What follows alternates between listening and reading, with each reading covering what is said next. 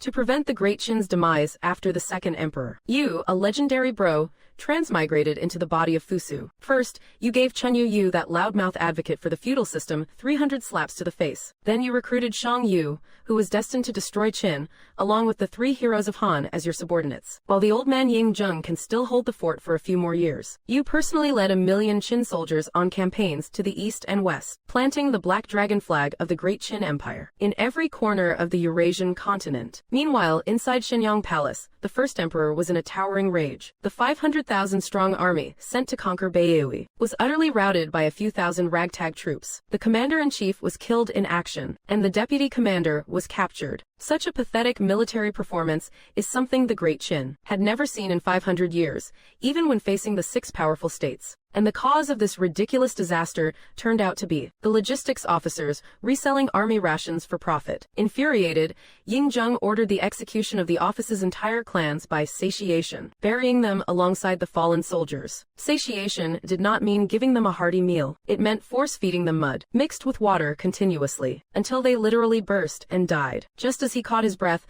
an attendant eunuch rushed in to report, "Your Majesty, this is bad. The prince has beaten the Grand Tutor again. The injuries are severe this time. The Grand Tutor refuses to stay, no matter what. He is insisting on going back home to be a farmer." Without a word, Ying Zheng took Zhao Gao and headed straight for the Imperial Garden. There, atop a rockery, you stood with your back to the crowd. Even hearing the approaching footsteps, you did not move an inch. Instead, in a peak main character moment, you shouted loudly, "If the heavens had not birthed me, Ying Zan, the Great Qin would be like an eternal dark night." Maintaining your mysterious and enigmatic pose, you said, "Father, has your son's prediction been proven true? The 500,000-strong army was decimated in Beihui. Your son knows you are suffering right now." Saying this, you suddenly spun around. Infinite brilliance erupted from your once clear gaze. "As long as you let me join the army, I will conquer Beihui and help you unify the whole world." Ying Zheng's lip twitched as he silently reached out his right hand. Zhao Gao, standing by, hurriedly handed him a long wooden staff he had prepared. To the sound of your wailing as you fled, Zhao Gao sighed. Ever since Prince Fusu recovered from that major illness 3 months ago, he has been a bit off. Not only has he lost his former gentle and elegant demeanor, but he has also become incredibly restless. All day long, he claims to know everything under the sun, demanding that your Majesty appoint him Prime Minister. He talks about helping your Majesty unify some 7 continents. Even worse, he physically assaults the Grand Tutor, and shows extreme hostility toward me and Li Si. Sometimes, when he gets close, he even spits twice before walking away. He really did deserve that beating. Inside the side hall, the Grand Tutor, who had finally stopped his nosebleed, ranted incessantly. He bombarded you with accusations of disloyalty and immorality. The prince has no heart for learning and is consumed by arrogance. He acts like he is a know-it-all. The well-behaved student who respected his teacher is gone. Your Majesty must discipline him severely. You must bring back the gentle and obedient Fusu of old. After giving you a good thrashing, the first emperor's mood had improved significantly. He looked at his eldest son, who was clutching his rear with a face full of grievance, and shook his head secretly. This kid really seemed like a different person after that illness. His actions were always so bizarre. On the 3rd day after recovering,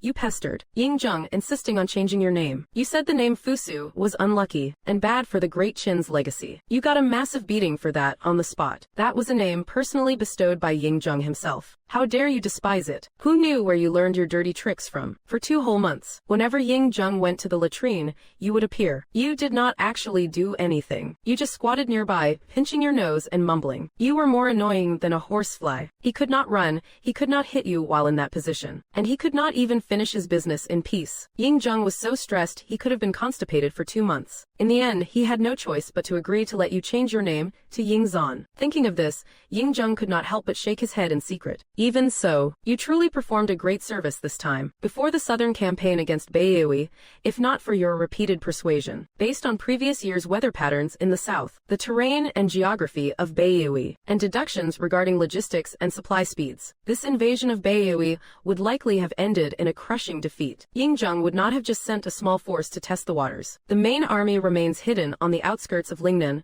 awaiting orders. This plan even flushed out a swarm of parasites within the imperial court. Now that your backside does not hurt anymore, you stand by the pillar, glaring at that old fossil, Chen Yu, who is currently launching a non-stop verbal assault against you. This old man's head is filled with nothing but rigid, archaic thoughts. He claims that without following the ancient ways of governance, Great Qin cannot endure. He keeps trying to brainwash you with the benefits of the fiefdom system. He wants you to put history into reverse gear. In the original history, it was because of him that Fusu became so foolishly stubborn, eventually being hounded to death by a forged imperial decree. But having received a modern education, how could you be so easily brainwashed by his outdated nonsense? However, when you tried to debate this old geezer, you suddenly found yourself at a loss for words. After all, there is a gap of 1,000 years. Many meanings of words changed drastically in later generations. If you used modern slang, they would not understand a lick of it. This made your blood boil with frustration. Unconsciously, you recalled a famous quote from a great man. Truth only exists within the range of a cannon's fire. And this old guy just happened to be within the range of your fists. So you just went ahead and gave his head a thorough thrashing. Right now, you are bursting with boundless passion, vowing to unify this little planet and its 200 languages once and for all. Ying-jung was also tired of hearing Chun Yu-yu's yapping. He cut him off and asked Yu, "Speak. Why did you strike the Grand Tutor, Chun Yu-yu?" Seeing you remain silent, he began to lecture you. Even if your ideologies differ, you must never raise a hand against your teacher. Such ungrateful behavior. Who would dare to impart knowledge to you in the future? Hearing this, your eyebrows arched. Your son understands. I shall apologize to the Grand Tutor immediately. Ying-jung, seeing his education was successful, nodded with satisfaction. He nodded contentedly. To the side, Chun Yu-yu's lips curled into a smug grin. So what if he is the prince? He still has to bow and apologize to me. Confucian etiquette is indeed the supreme way. Then you turned to Chun Yu-yu and said, "My apologies, Grand Tutor. This student was in the wrong. From now on, I shall deeply study the fiefdom system you advocate." As soon as those words were spoken, Brother Jung's confident expression instantly froze on his face. "What? Guards. Drag him out. Strip him of his position as Grand Tutor. Send him back to the countryside to retire." A smirk appeared on your face. You understood this cheap old man of yours all too well. You knew that the thing he loathed most was the fiefdom system. Additionally, since Master Chun Yu is so concerned about the longevity of Great Qin, let us confiscate his assets for the public treasury. Let him leave behind a legacy of selfless service to the nation. Chun Yu stood frozen in place. In less than 2 hours, he had been beaten for no reason, lost his job, and lost his entire family fortune, a triple blow. You laughed inwardly.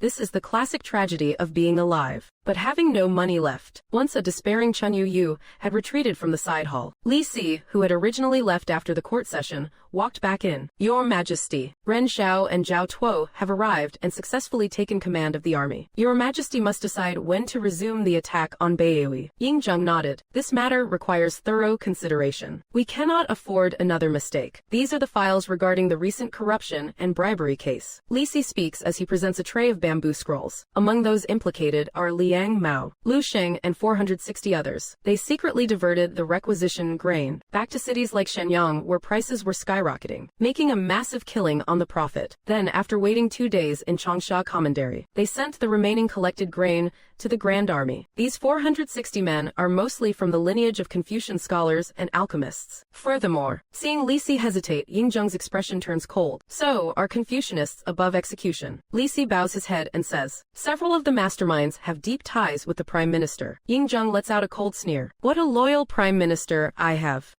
At that moment, standing to the side, you suddenly act out again. Internal, these parasites. Internal, they actually dared to embezzle military rations. "Father, please let your son handle this matter. I will make sure to wipe out all these hypocritical old geezers." "Enough." Ying-jung barks coldly. He glares at you, looking ready to explode with rage. "You are just a kid in your teens. Why is it always kill this and kill that with you? If word of this gets out, won't that benevolent prince image you have built completely crumble?" He glares for a long time, then sighs helplessly. "Internal, I must say. Internal, after that major illness, this kid finally takes after me. Internal, his previous indecisive and hesitant self. Internal really did not look like he was of my blood. What are you up to now, boy? If you have something to say, spit it out. Stop acting like you are in a drama all day." This interruption instantly breaks Ying-jung's rising anger, restoring a good deal of his rationality. You give a cheeky grin. "Father, you are truly wise. I just feel that 460 people might be too many. Could we kill a few less? That way,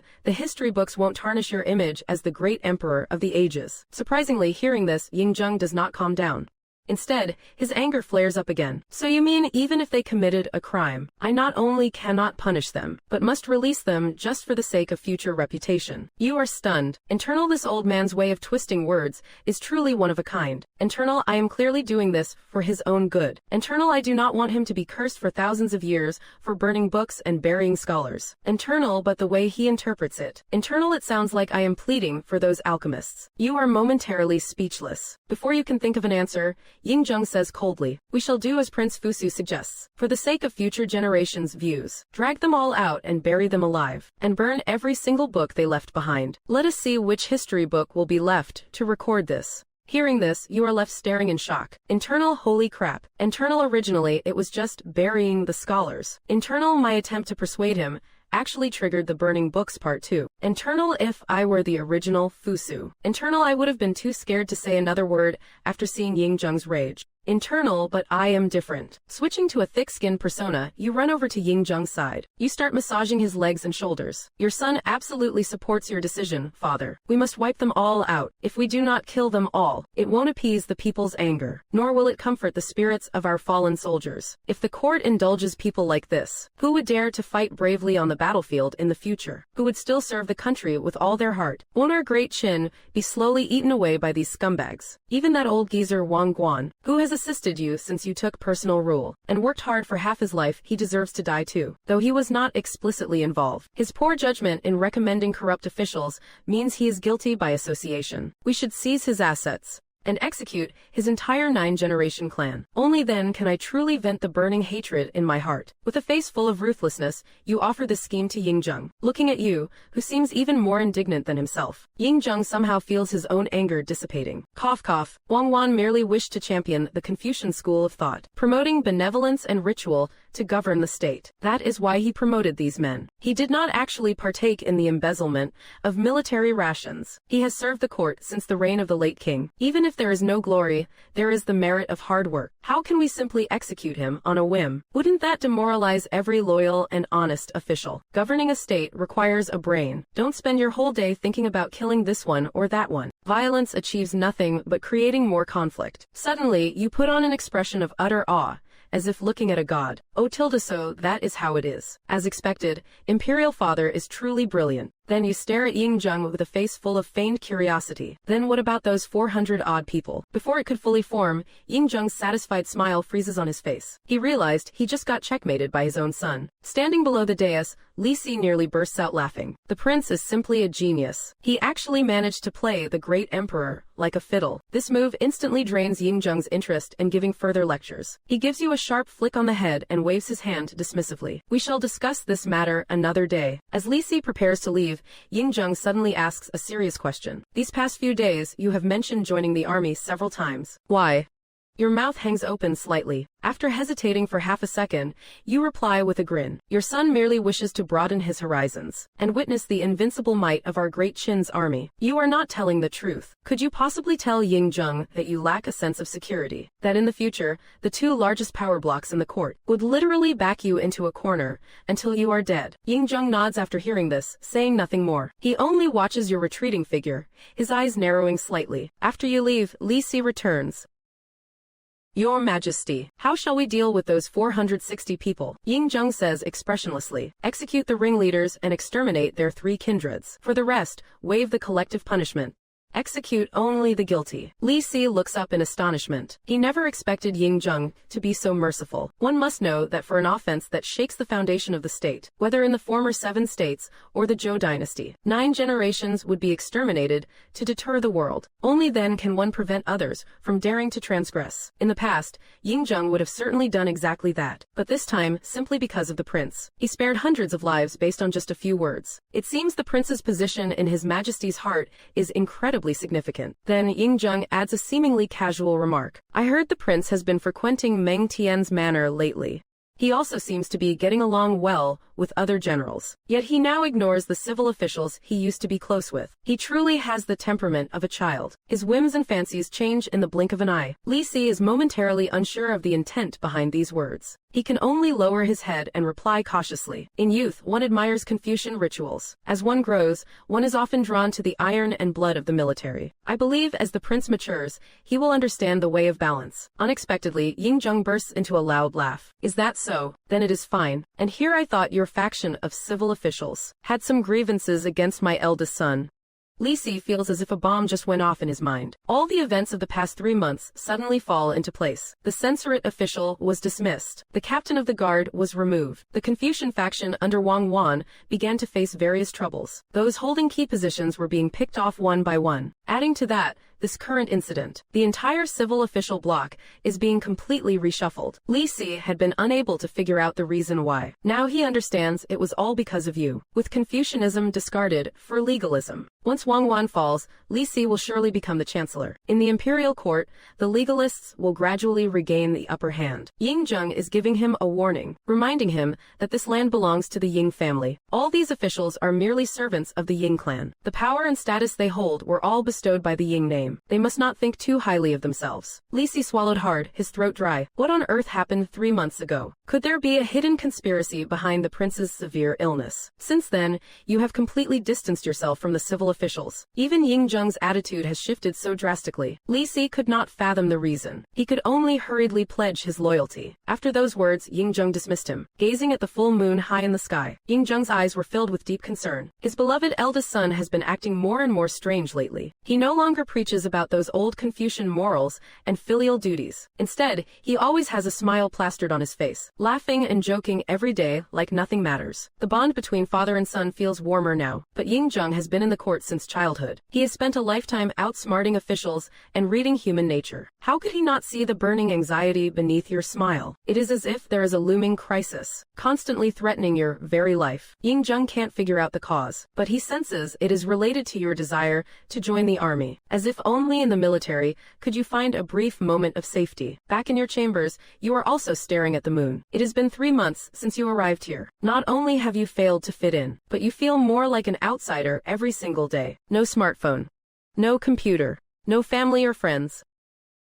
There is no one to talk to about your true thoughts and struggles. Every day when you wake up, you have to play a part, pretending to share the same mindset as the people around you, eating food that is barely swallowable, while having to shout about how delicious it is, just like the others, looking at fruits delivered from thousands of miles away, and acting surprised as if you have never seen them before. Even worse is having to use a wooden stick to wipe in the latrine. Thank goodness this body does not have hemorrhoids. Otherwise, would not every single day be a fate worse than death?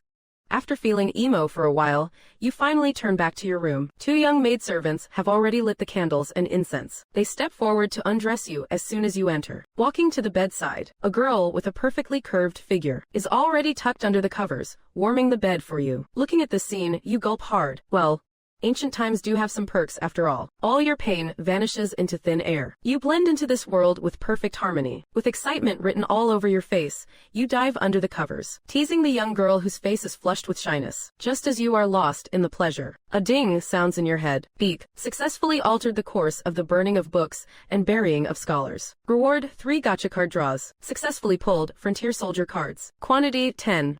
Imperial Palace Guard cards. Quantity 2. Strategist card.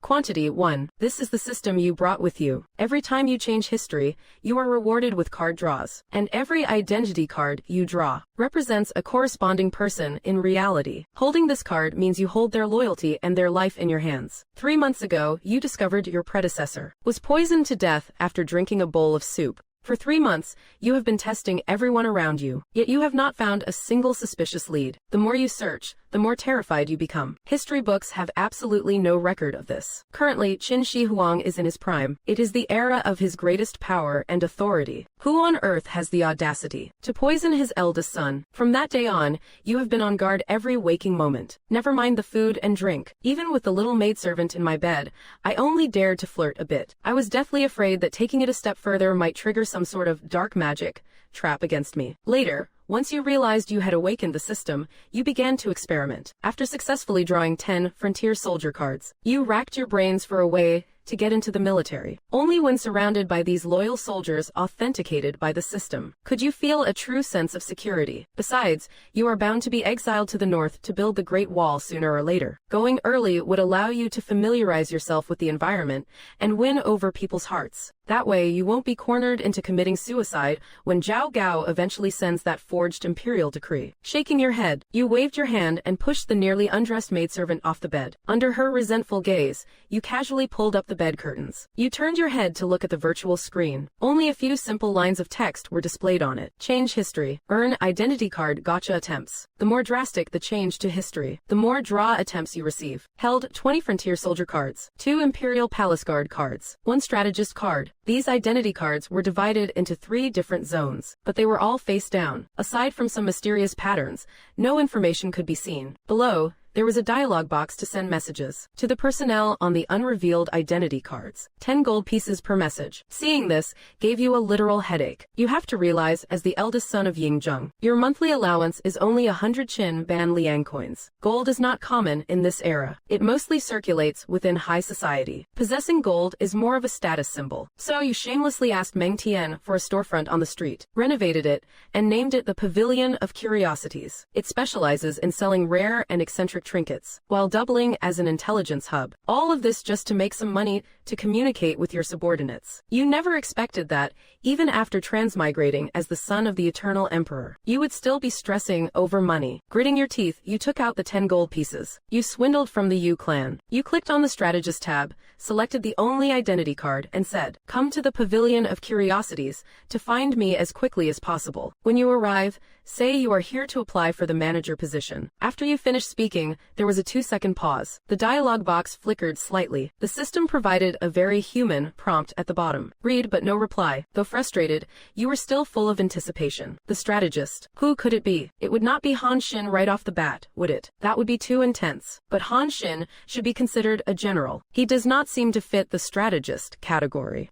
The next day, you crawled out of your warm blankets feeling refreshed. After enjoying a meticulous grooming session by several maidservants, you picked up a small bamboo fan and strolled leisurely toward the Chaoyang Palace. Today is the day Yingzheng tests the prince's academic progress. Although your predecessor had already met the standards, and Yingzheng gave you a special pass to skip it, you still arrived early to have breakfast together. After all, this meal is the safest one. No one can tamper with the food here. You can eat to your heart's content. Moreover, the chefs cooking for the emperor always have new ideas. Besides direct roasted meats, they also vary the menu with steamed and boiled dishes, sprinkled with fine salt, green onions, and ginger. The taste is excellent even without chili or cumin. At least it is much better than what you usually eat. As you walked into the Great Hall, you did not expect that on both sides. Over a dozen princes were already seated in neat rows. You were instantly speechless. Is being a prince this competitive now? I got here so early. Do not you guys ever sleep? Seeing you enter the door, the rest of the princes stood up in unison to salute. You nodded, narrowing your eyes at Hu Hai, the only one who did not acknowledge you. Better put on a good show for today's examination. When this is over,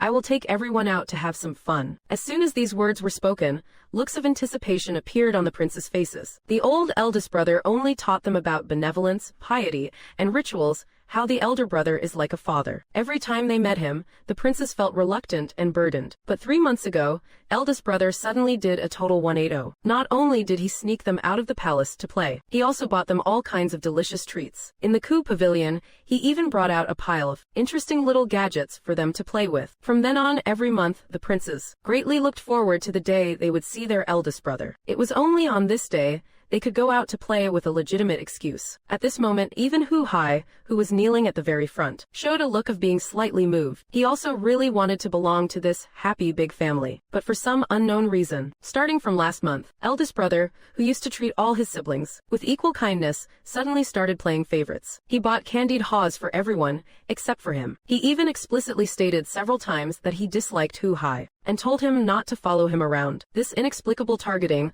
left a massive shadow on Hu Hai's young heart. Sure enough, before you even finished speaking, you gave a wicked smile. Except for Hu Hai, instantly this child, who was not even 9 years old, had his big eyes clouded over with a misty glaze. He tilted his small face up stubbornly, sobbing as he protested against the unfairness of fate. I am not going anyway. As if I even wanted to go. Seeing Hu Hai on the verge of tears, you felt deeply satisfied. Who told you to be so cold-blooded in the future? future, that you would slaughter dozens of your own siblings to the last man. If you want to blame someone, blame your own ruthlessness. Consider this your penance. You felt quite refreshed after bullying the kid. With your hands behind your back, you walked smugly toward the first desk on the right, passing by all your younger brothers and sisters. You gradually lost yourself in their choruses of eldest brother. Meanwhile, Hu Hai finally could not hold it in and burst out crying from pure frustration. The eunuch behind him, who had remained silent, hurried forward to try and comfort Hu Hai. His Majesty will be here any moment. If the emperor sees Hu Hai here, weeping like this,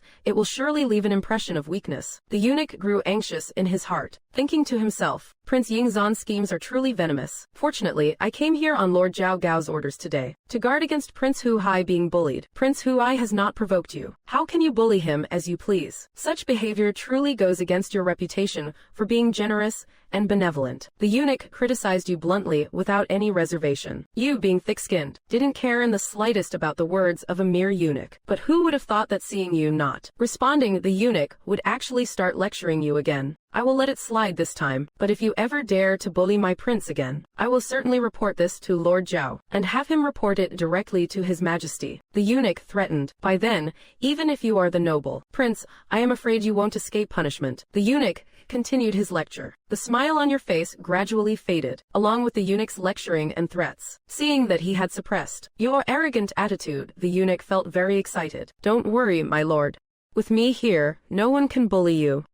Even Prince Yingzhan would not dare mess with Lord Zhao. Taking Lord Zhao as your mentor was the best choice you ever made. The eunuch spoke to Hu Ri with absolute confidence. Beside them, Hu Hai blinked his eyes, showing a relieved expression. He even glared at you, putting on a fierce look. To their surprise, you did not say a word and walked straight out of the hall. This made the eunuch feel even more triumphant. Hu Hai also grew happier and happier. The other princes, however, all looked grave. Zhao Gao is becoming so favored that even his subordinates dare to lecture a prince. This prince's age is second only to yours. Zhang Jian and Prince Gao exchanged a quick glance. If a mere eunuch dares to lecture a prince today, who is to say he won't try to seize control of the court tomorrow? Just as the princes were seething with rage outside the doors, a sudden panicked commotion broke out among the guards. Then everyone heard a sharp metallic clang. In the next heartbeat, expressionless, you walked back into the hall, carrying a longsword you had just snatched from a guard. Not a trace of anger could be seen on your face. You simply raised the sword coldly and hurled it with immense force. The sword turned into a black flash, piercing deep into the eunuch's left shoulder. Eyes wide with terror, the eunuch never expected that at only 13 you could be so ruthless. To try and kill him on the spot just because of a few words. The blade tore straight through his shoulder. The agonizing pain snapped him back to reality. Only now did the eunuch realize his true place. Everyone present was stunned by the scene. No one imagined you would be so decisive. Facing an official who provoked you, you struck to kill without a single word. The eunuch was frightened out of his wits by that strike. Seeing you approaching, he turned and bolted. The threat of death gave him a desperate burst of speed. He actually circled the pillars to dodge you and ran toward the exit, just as it seemed he might escape with his life. Another bronze blade flashed outside the door. This strike was not just a warning like yours had been. The princes only saw a cold gleam of light, and then the official's lower legs were sliced clean off. The eunuch collapsed, screaming in pure agony. This sudden turn of events left even you frozen in place. The guard who had struck, however, remained as expressionless as if he had just stepped on an ant. After severing the eunuch's legs, he even gave you a respectful bow. Your mind raced. Could this be one of the two guards I summoned last night? Also witnessing this entire scene was Ying Zheng, who had just stepped into the courtyard. Seeing the guard about to step forward for a finishing blow, the first emperor roared in anger. Stop! Two shouts to stop echoed one after another. The blade was finally halted just before piercing the eunuch's throat. The corner of your eye twitched involuntarily. You clearly saw that the guard had no reaction when the emperor shouted for him to stop. The sword only paused when your own voice rang out. At this moment, you were absolutely certain this was a guard loyal only to you. But you wondered if Ying Zheng had noticed what just happened. If he becomes suspicious, everything will go south. You insolent wretch! Who gave you permission to draw a sword and kill in front of the princes? Ying Zheng was livid as he stormed forward, snatching the longsword from the guard's hand. Disarmed, the guard knelt silently without a word of protest. He did not even mention that it was you who wanted the eunuch dead. Seeing the emperor's furrowed brow and rising killing intent, you rushed forward. You could not afford to lose a hard-won loyal subordinate over a lowly, insignificant eunuch. The next moment, everyone heard a pathetic, wailing cry. Father, you have finally arrived. Your son has been treated so miserably. You must seek justice for me. The other princes stared, mouths agape. This was their eldest brother, who had just tried to kill a man without blinking. Now he was acting like a wronged, pouting child. This eunuch has a poisonous heart. Using his sharp tongue like a blade, he claimed I am two-faced. He said my kindness and virtue are all a fake, hypocritical act. He even slandered me, saying I bullied Hu Zan. He threatened to have Zhao Gao file a formal complaint against me. But I even took Hu Hai out to play last month. Worst of all, he said Hu Hai has taken Zhao Gao as his teacher, and can now walk all over everyone in this palace. His verbal abuse has deeply scarred my heart. I feel I no longer have the face to stay in Shenyang. Father, you might as well exile me to the army. As you let out this relentless flood of grievances, Ying Zheng's boiling rage successfully transformed into a twitching eyelid. He looked at you, standing there without a speck of dust on your clothes, and then at the eunuch, who was a mangled, bloody mess. Suppressing his anger, he asked, Your heart is scarred. What about him? Yu hurriedly replied, Your son speaks nothing but the truth, father. Seeing Ying Zheng's skepticism, Yu immediately turned around, pointed at the other princes, and said, Father, if you do not believe me, ask the others. They all saw it with their own eyes. Ask Zhang Jian. He is the most honest and never dares to lie. If not him, ask Ying Gao. He is the sharpest. He surely would not dare deceive you. At these words, the princes quickly shut their mouths. The innocent Zhang Jian and Ying Gao stood up. Ying Zheng narrowed his eyes and scanned them both, already terrified of their old man. The two of them were shaking like leaves. I am asking you, did this eunuch say Ying Zan is a hypocrite? They did not intend to cover for you, only wanting to speak the truth. But when the words reached their lips, they realized everything you said was actually true. You had simply swapped out a few words, with ones that meant nearly the same thing. Prince Gao dared not hesitate. Replying to father, this eunuch indeed just said elder brother has a reputation for betraying benevolence. Upon receiving confirmation, Ying Zheng narrowed his eyes instantly. He truly could not believe a mere eunuch had such nerve. Did he use Zhao Gao's name to threaten Ying Zan? Zhang Jian also replied respectfully. He indeed mentioned reporting to Lord Zhao to inform father, and have elder brother punished. The rest did not even need to be asked. These 2 points alone were enough to seal the eunuch's fate. Yet Ying Zheng still could not understand. Where did a petty eunuch get such courage? Continue. Zhang Jian continued his account. He also said Hu Hai choosing Lord Zhao as a mentor was the wisest choice.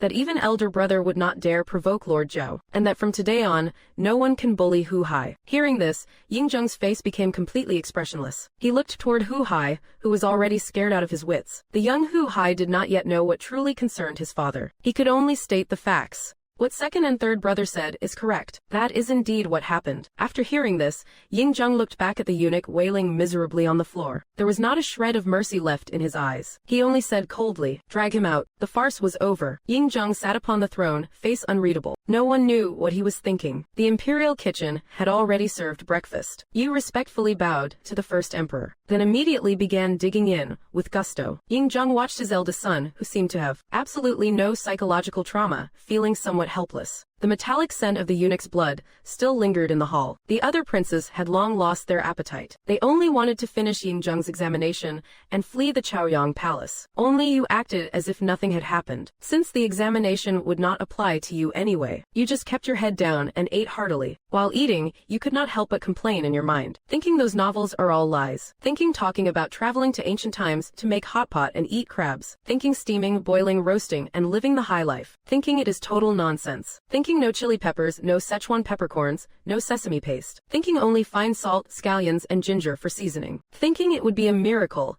if you could make a tasty hot pot out of this. Thinking better to let the head chef here do his thing. Thinking this rich chicken broth is not bad at all. Thinking the aroma is intense. Thinking the meat literally melts in your mouth. Thinking compared to that pot I made the other day. Thinking this is 100 times better than my bland as hell hot pot. As you were stuffing your face, you did not even notice that Chaoyang Palace had fallen dead silent. Everyone watched you with twitching lips as you devoured the meal. Even Ying Zheng was puzzled. Everyone has the exact same dishes. Why does it look so delicious only when you eat it? Cough cough. Those 2 forced coughs finally make you restrain yourself a little. You quickly stuff a final handful into your mouth and sit up straight, looking solemn. You keep your mouth shut while chewing. Ying Zheng shoots you a sharp glare. Today's examination topic is the recent southern campaign against Beiyue. Each of you express your views. List the pros and cons of the Beihui campaign for the state and the people respectively. The second prince, Zhang, is the first to speak. In response to father, conquering Beihui will showcase the prestige of our Great Qin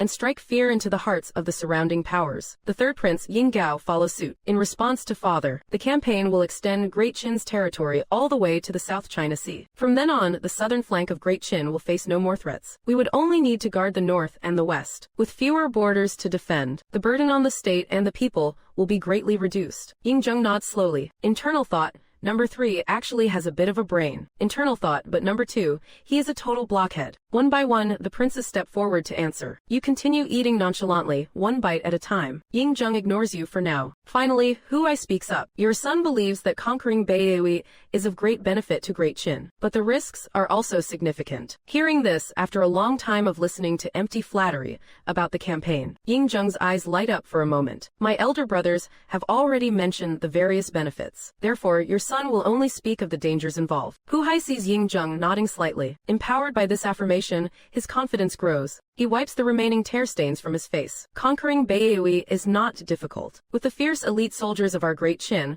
crushing Beihui would take but a moment. The real challenge lies in how to govern it after the conquest. Given the current size of our administrative districts, Beihui should be divided into 4 commanderies. But these 4 commanderies are far from Shenyang. Government orders will not arrive in a timely manner. Furthermore, the locals are mostly ignorant savages. It is highly likely they will defy Great Qin's laws once we leave. Worse yet, if Great Qin were to face another war, they might revolt and cause chaos in our rear. Seeing Yingzheng continue to nod, Hu Hai becomes increasingly excited. Then, do you have any ideas on how to govern Beihui? Hu Hai continues, following the strategy Zhao Gao taught him. Your son thinks that, after conquering Beihui, a large army should remain to govern in scattered garrisons. Under military rule, we can spend decades civilizing the southern barbarians. Only then can we secure a stable southern border. Now that the 6 states are pacified and the world is at peace, keeping a million-strong army is not only a burden on the people, but also leaves behind significant hidden dangers. Stationing 500,000 soldiers in Beihui would effectively kill 2 birds with 1 stone. Yingzheng grows more satisfied as he listens. This aligns perfectly with his own thoughts. He did not expect Hu Ai to have made such progress under Zhao Gao's guidance. But before Yingzheng can offer praise, a cold snort rings out. Suppressing his anger, Yingzheng turns to look at you by his side. What?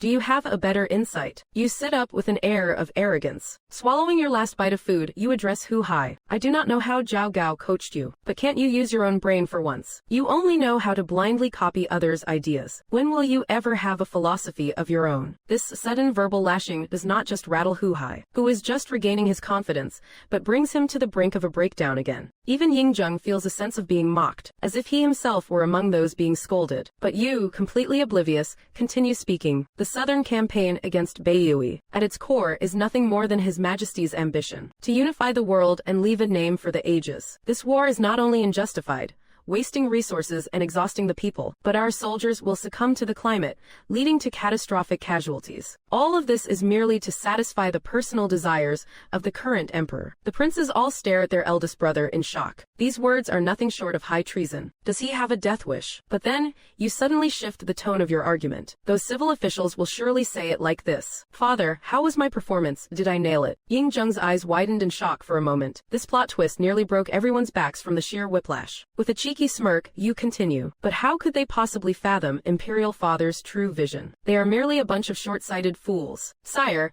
you endure such heavy pressure to conquer Beihui, not for fleeting profit or temporary fame, but for the eternal legacy of Great Qin, spanning 10,000 generations. They only see what is right in front of them, while you, father, look hundreds and thousands of years into the future. Your impassioned speech did not just captivate the princes, but even the young eunuch attending to Yingzheng stared at you with wide-eyed wonder. Beihui was originally a border territory of the Great Zhou, closely intertwined with the Chu state. When Chu was destroyed, Beihui even sent troops to resist us. Now, our Great Qin reclaims the ancestral lands, crushing the 6 states and unifying the realm, reuniting the 9 provinces. If we were to abandon Beihui and leave it to its own devices, those scattered tribes would sooner or later coalesce into a new nation. By then, would they still believe they are one with the Central Plains? I fear that from then on, our Great Qin would have another fierce tiger lurking at its borders. Beihui is barren, sparsely populated and covered in dense forests. Large-scale farming is impossible there. What profit is there to gain by conquering them? So why do we do it? Naturally, it is so the people in the south of Great Qin will no longer suffer the agonies of war. It is so our descendants won't have to look over their shoulders at the south. It is for the peace of the commoners,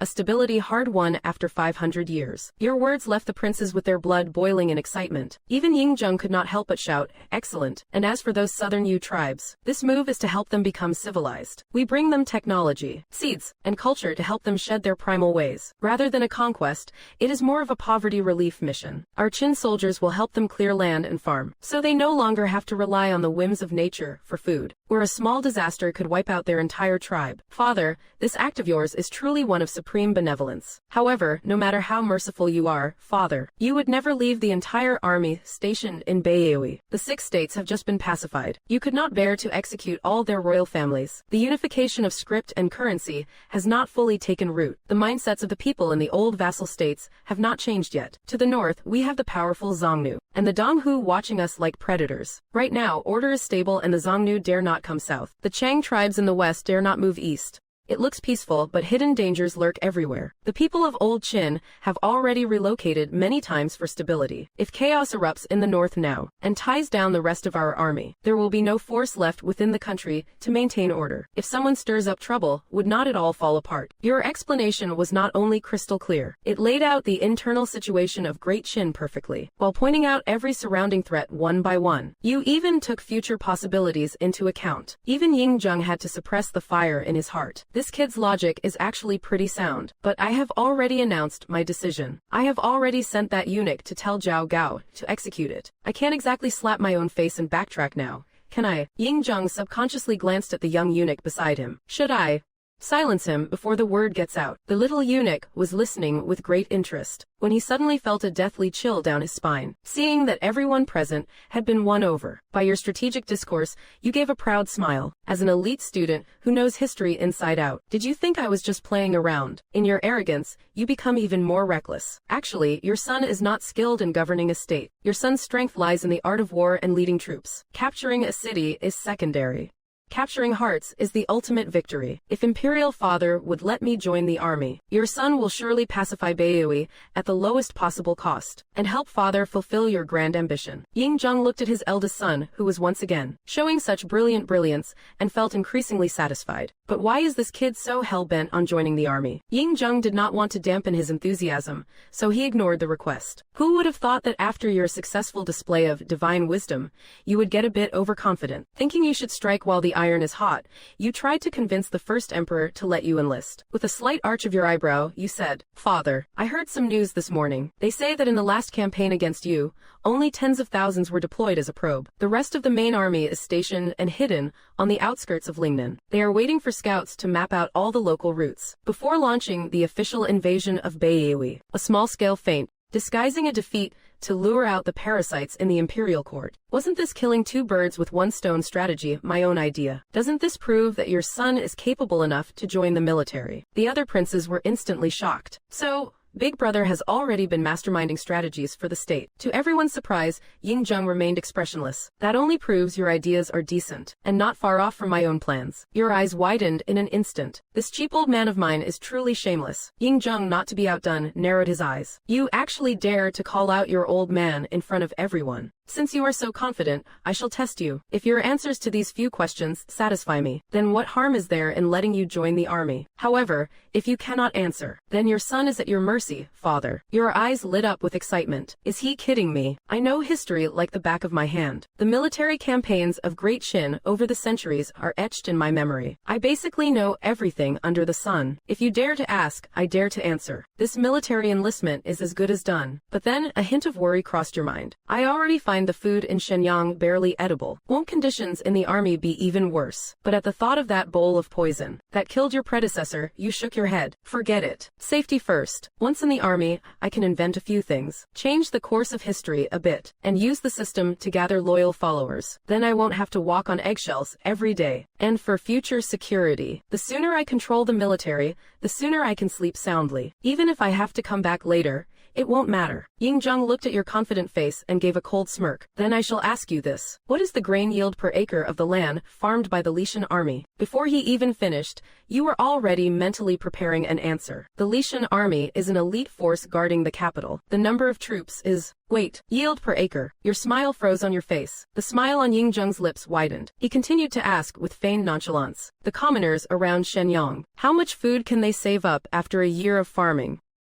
Ying Zheng looked at you with mock surprise. No way, you can't even answer such a simple question. It is all right. I will give you another chance. If 100,000 soldiers march 40 li a day, how much grain will they consume? And how much fodder will 5,000 horses eat? You stood there completely dumbfounded. The history books did not record any of this. You looked at Ying Zheng pitifully, only to see his grin grow wider, while his hand already raised that familiar long rod. Father. Take it easy. Having vented his frustration, Ying Zheng felt much better. He dismissed his sons and summoned Zhao Gao, the eunuch who was with Hu Hai this morning. Did you arrange that? Before arriving, Zhao Gao had already heard about what happened at Chaoyang Hall. I have already prepared myself mentally. It was I who arranged it, sire. I only wished to ensure Prince Hu Hai suffered less bullying. I never expected that servant to be so audacious. To think he dared to defy Prince Yingzan. He was truly seeking death. Ying Zheng's indifferent face showed not a single trace of emotion. He remarked casually, "It seems your intentions were good. However, that eunuch has had his leg broken. I fear his future days will not be very comfortable." Zhao Gao's heart jolted, and he immediately replied, "Rest assured, Your Majesty, I will certainly ensure he lives the rest of his life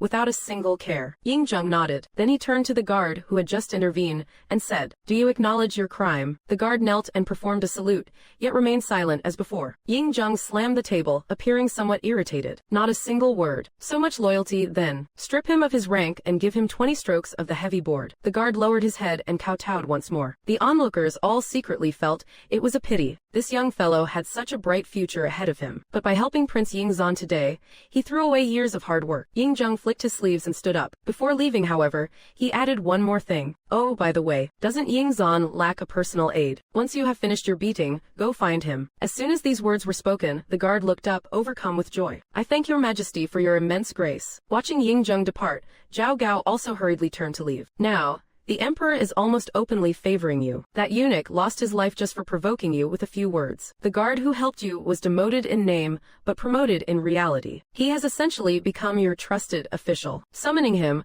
was entirely for the sake of giving him a warning. He even made him discipline his own subordinate. With this single move, no eunuch will ever be blindly loyal to him again." Zhao Gao sighed. "The first emperor is truly ruthless." Outside Chaoyang Hall, you clutch your backside, feeling a bit disgruntled. "I was so close.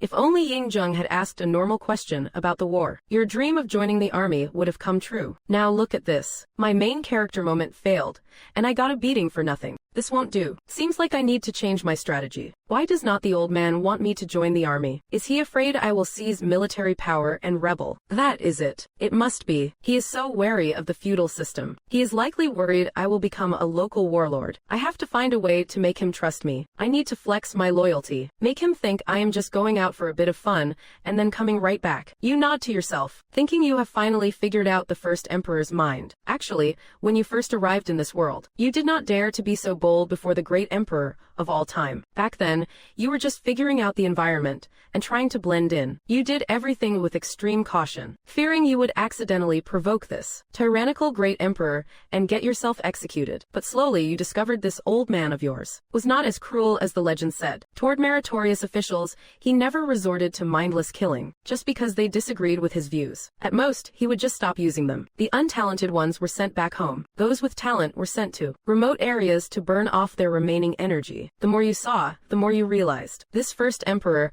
is a bit different from the history books, and his thinking is not rigid at all. When you first arrived, you desperately wanted to change your name back. After nagging the emperor with a thick skin a few times, he actually agreed. It was so simple, it was almost unbelievable. You must realize that in this era, changing the name your father gave you is like trying to start your own house. It is no different from pointing at your old man's nose and cursing him out. But this great emperor of all time surprisingly did not say much about it, aside from the first time, when he could not take it and gave you a good thrashing. Later on, even if he had to grit his teeth, he would still swallow his anger and nod in agreement out of consideration. This touched you deeply. From then on, you decided you must repay Ying Zheng Huang before you leave. First and foremost, you had to solve his constipation problem. You saw him several times using a finger-wide wooden slip to wipe his backside.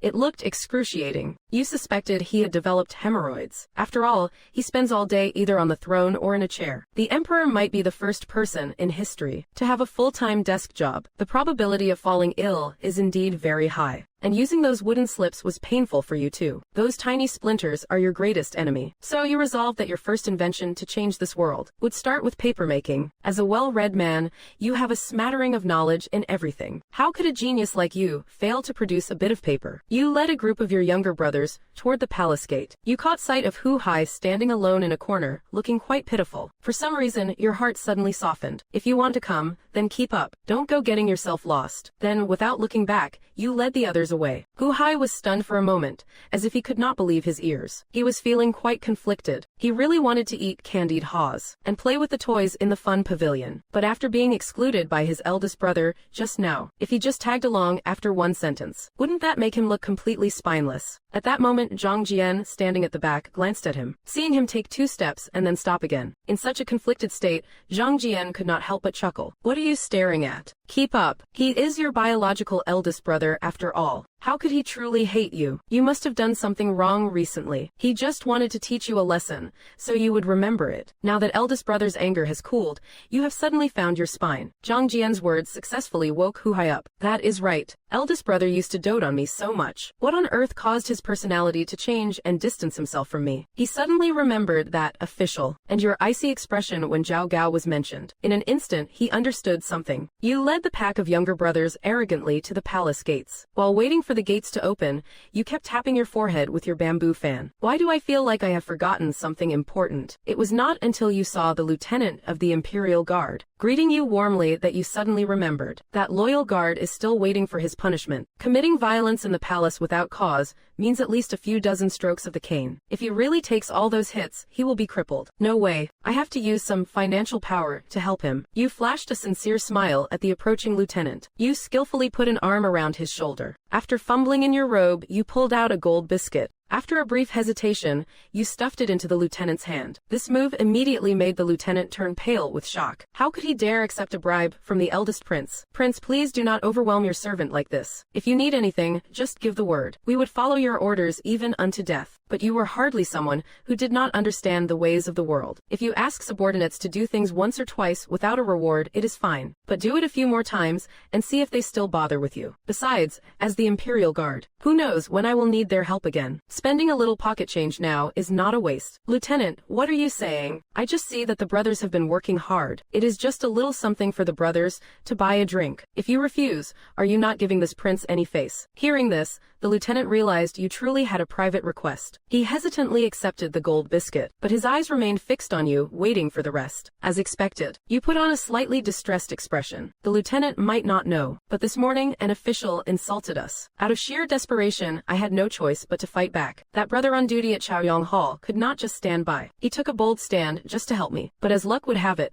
Father saw the whole thing. Now, there is no telling what kind of punishment awaits him. My heart is heavy with guilt. I want to help him, but I can't find a way to intervene. Out of options, I had to ask the lieutenant for a small favor. To use a bit of discretion when carrying out the punishment. I absolutely cannot let that brother suffer too much. Who would have thought this lieutenant was such a straight arrow? As soon as he heard the prince wanted to protect one of his own men, he became even more reluctant to accept the gold leaf. My lord prince, your compassion for us is already a blessing from the heavens. If I were to take your bounty on top of that, I would be lower than a beast. You did not expect such a strong reaction from him, but the money was already out of your pocket. The guards at the gate seemed to look straight ahead, but out of the corners of their eyes, they were staring intensely at the gold in your hand. According to the rules, if this gold leaf were split among them, it would be enough to cover several years of their official salary. And you could not exactly take it back now. That would really be a blow to your reputation. After a moment's hesitation, you remembered that official was not dead yet. Can't leave any loose ends or future trouble. How about this? That official, who was wounded by the guard this morning. Make a trip there after your shift is over. See if there is a way to handle him for me. If you can handle it, this money is your commission. If not, consider it a fee for your hard work. How's that? Without waiting for the lieutenant to refuse, you stuffed the gold leaf into his hand. Then you turned around with a wave of your hand. Leading your squad of followers, you made a cool exit. Watching your departing figure, the lieutenant said with deep emotion. With a prince who cares so much for his subordinates, why should we worry about the future prosperity of Great Qin? In the backyard of a shop on the east side of Shenyang's main street, crush the tree bark, soak it and boil it, mash it into a pulp. And then what was the next step? Sigh, I just can't remember. Right now, under your summons, a group of your followers is gathered around a large pot. Inside the pot is the bark being boiled to a mush. Big brother, what is this for? No idea. He said this stuff can increase the efficiency of information transfer, and that it can enlighten the people of the world. More importantly, it will make everyone's backside feel a bit better. Hua stood to the side, munching on candied haws and thinking skeptically. A pile of rotten bark can enlighten the people. Hardly anyone can even read these days, let alone talk about enlightenment. While you were agonizing over it, you used a stick to fish out some of the bark that had been boiled into fragments. This still has not turned into paper. Fine, if I can't figure it out, I won't think about it. You were never the type to be hard on yourself. You called over a shop assistant, found a piece of cloth, and poured the stewed pulp onto it. Filter out the water, spread it flat, and put it under the sun. Whether it becomes paper or not is now up to fate. As expected, not overthinking makes life much easier. If it does not work out, then it does not work out. If I can't repay the first emperor, I will just take my strategist and run for it. You looked at the sun, which was already high in the sky, thinking to yourself, the strategist should be arriving soon, right? In the end, you waited until sunset, but the strategist never showed up. Dejected, you returned to the palace. As soon as you got back to your small courtyard, you saw a man with a powerful and majestic stature standing in the yard. Looking closely, was not that the guard from this morning? You were overjoyed. Hurrying forward, you grabbed his hand with tears of relief in your eyes. Comrade, I have finally found you. To your surprise, the guard dodged in panic and bowed deeply. This humble subject, Zhang Han, pays his respects to the prince. You were stunned. Could it be that you guessed wrong? This guard was not the reward selected by the system.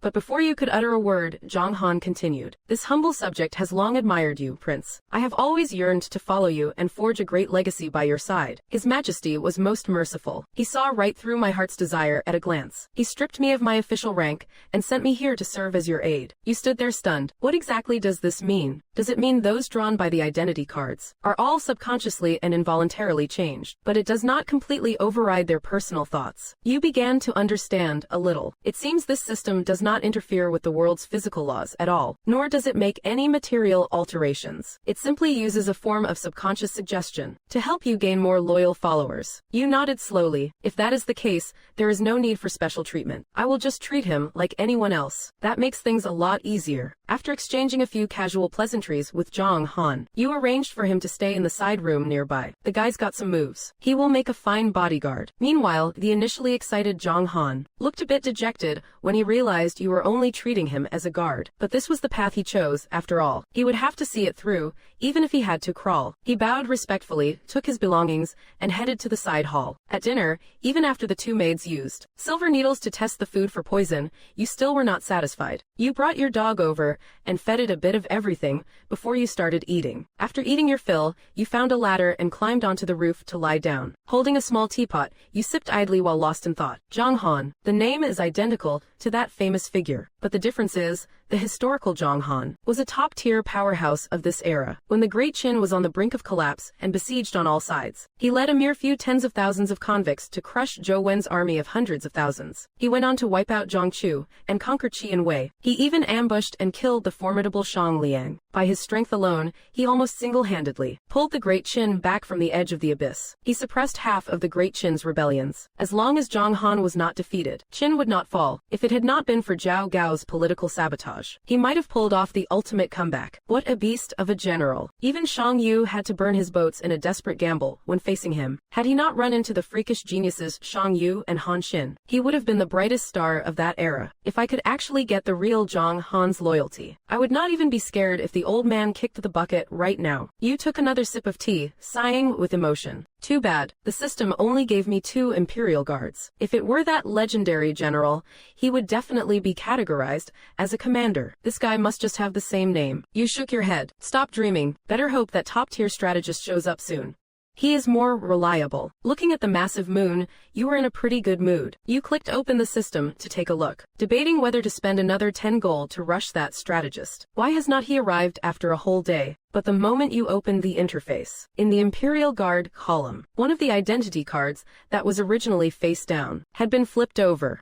It clearly displayed some basic information about the person. Famous General Zhang Han, master of military strategy, extremely skilled in controlling the army's morale. With a loud buzz, you felt like your brain was about to explode. The two maids beneath the eaves had been treading lightly, not daring to make a sound. Fearing they would disturb the prince's poetic mood while moon-gazing, they never expected a sudden, violent fit of choking on tea, followed immediately by the sound of coughing, and the clatter of someone scrambling and tumbling over roof tiles. The next moment, they saw the man who always taught them to act with elegance, rolling straight off the roof. He scrambled up, ignoring his bruised and swollen face. He practically bolted toward the side wing, shouting at the top of his lungs as he ran. Cough, Zhang. Cough, cough, Han. Inside the room, Zhang Han thought an assassin had broken in. He rushed out with his sword drawn, ready to protect his lord. But the moment he opened the door, under the pitch-black moonlight, a pair of gleaming eyes were staring straight at him, like a cat in the night that had finally spotted a mouse. That gaze made even a 6-foot-tall warrior like him feel a chill down his spine. Then came a cry filled with overwhelming emotion. Zhang Han. It was as if he had found a long-lost relative. With a pouted lip and eyes full of hot tears, he grabbed Zhang Han's hands tightly. Zhang Han was completely dumbfounded. Could it be that he forgot to state his identity during their meeting earlier? Looking at Zhang Han's bewildered expression, you put on a face that was somewhere between a cry and a laugh and explained, "Don't be alarmed. I am just a person who takes a while to warm up to others. Get some rest early. Let me know if you need anything. From now on, consider this place your home. Don't be a stranger, seriously." Zhang Han could not make heads or tails of it. He could only manage an awkward smile in return. Seeing this, you suppressed your excitement and ran off laughing and dancing for joy, leaving Zhang Han standing alone and confused under the cold moonlight. Did I really follow the right person? The prince seems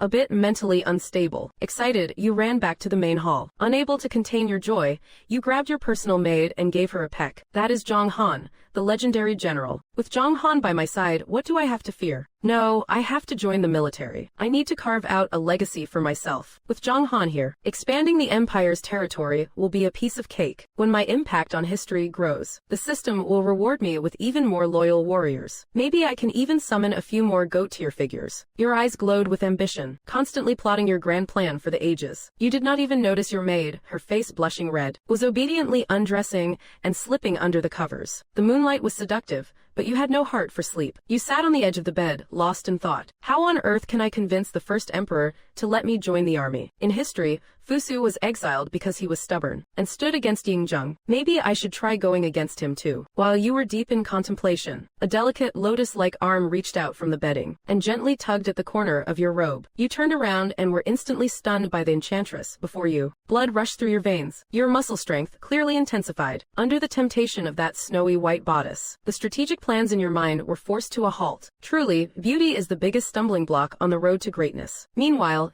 inside the imperial palace, aside from the lanterns carried by patrolling guards, there was no other light. Outside the eunuch's residence nearby, several burly men were creeping forward stealthily. "Listen up, brothers."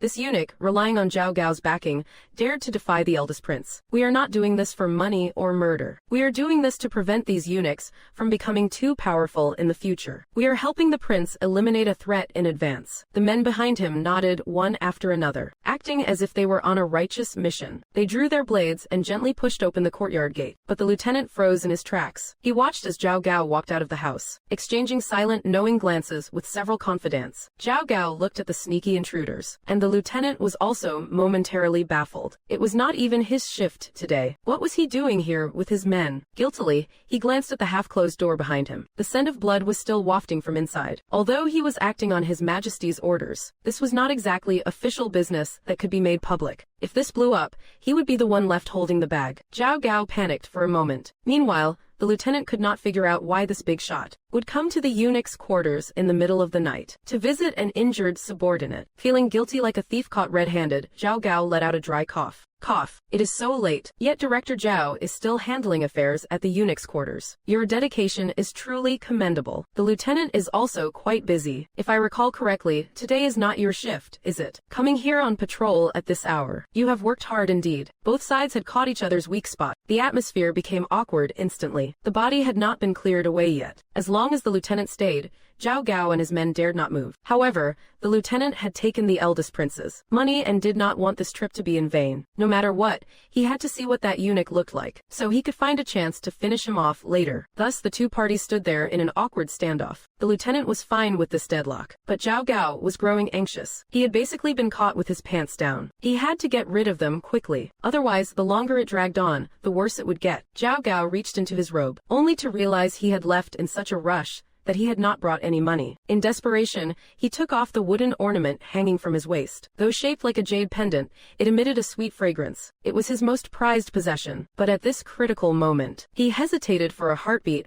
before reluctantly tossing it to the lieutenant. Tonight's business is on orders from above. It cannot be spoken of openly. If the lieutenant exposes this, no one will come out unscathed. I won't let you and your brothers leave empty-handed. This wooden piece is a treasure from the Chu state royalty. It is extremely precious, worth more than several years of your salaries. Let us just pretend nothing happened tonight, shall we? The lieutenant caught the ornament instinctively but was dazed. He could not help but blurt out, "Are you also here to kill him?" Zhao Gao thought he had successfully bribed his way out of trouble, but those words nearly made him have a mental breakdown. He realized instantly that their goals were identical. His Majesty would not assign the same task to two different people. Therefore, the lieutenant must have been sent by the eldest prince. He looked at the discarded wooden ornament with instant regret. You could have said that sooner. Oh, my precious treasure. In this era, a reward given, or a gift bestowed cannot be taken back. Zhao Gao could only wave his hand in frustration, signaling his men to go back inside and finish with the corpse. The lieutenant, however, felt conflicted. He did not have to lift a finger and got paid twice. It felt a bit like a scam. He cautiously consulted with Zhao Gao. Director, could you let my men go in and add a few stabs? That way,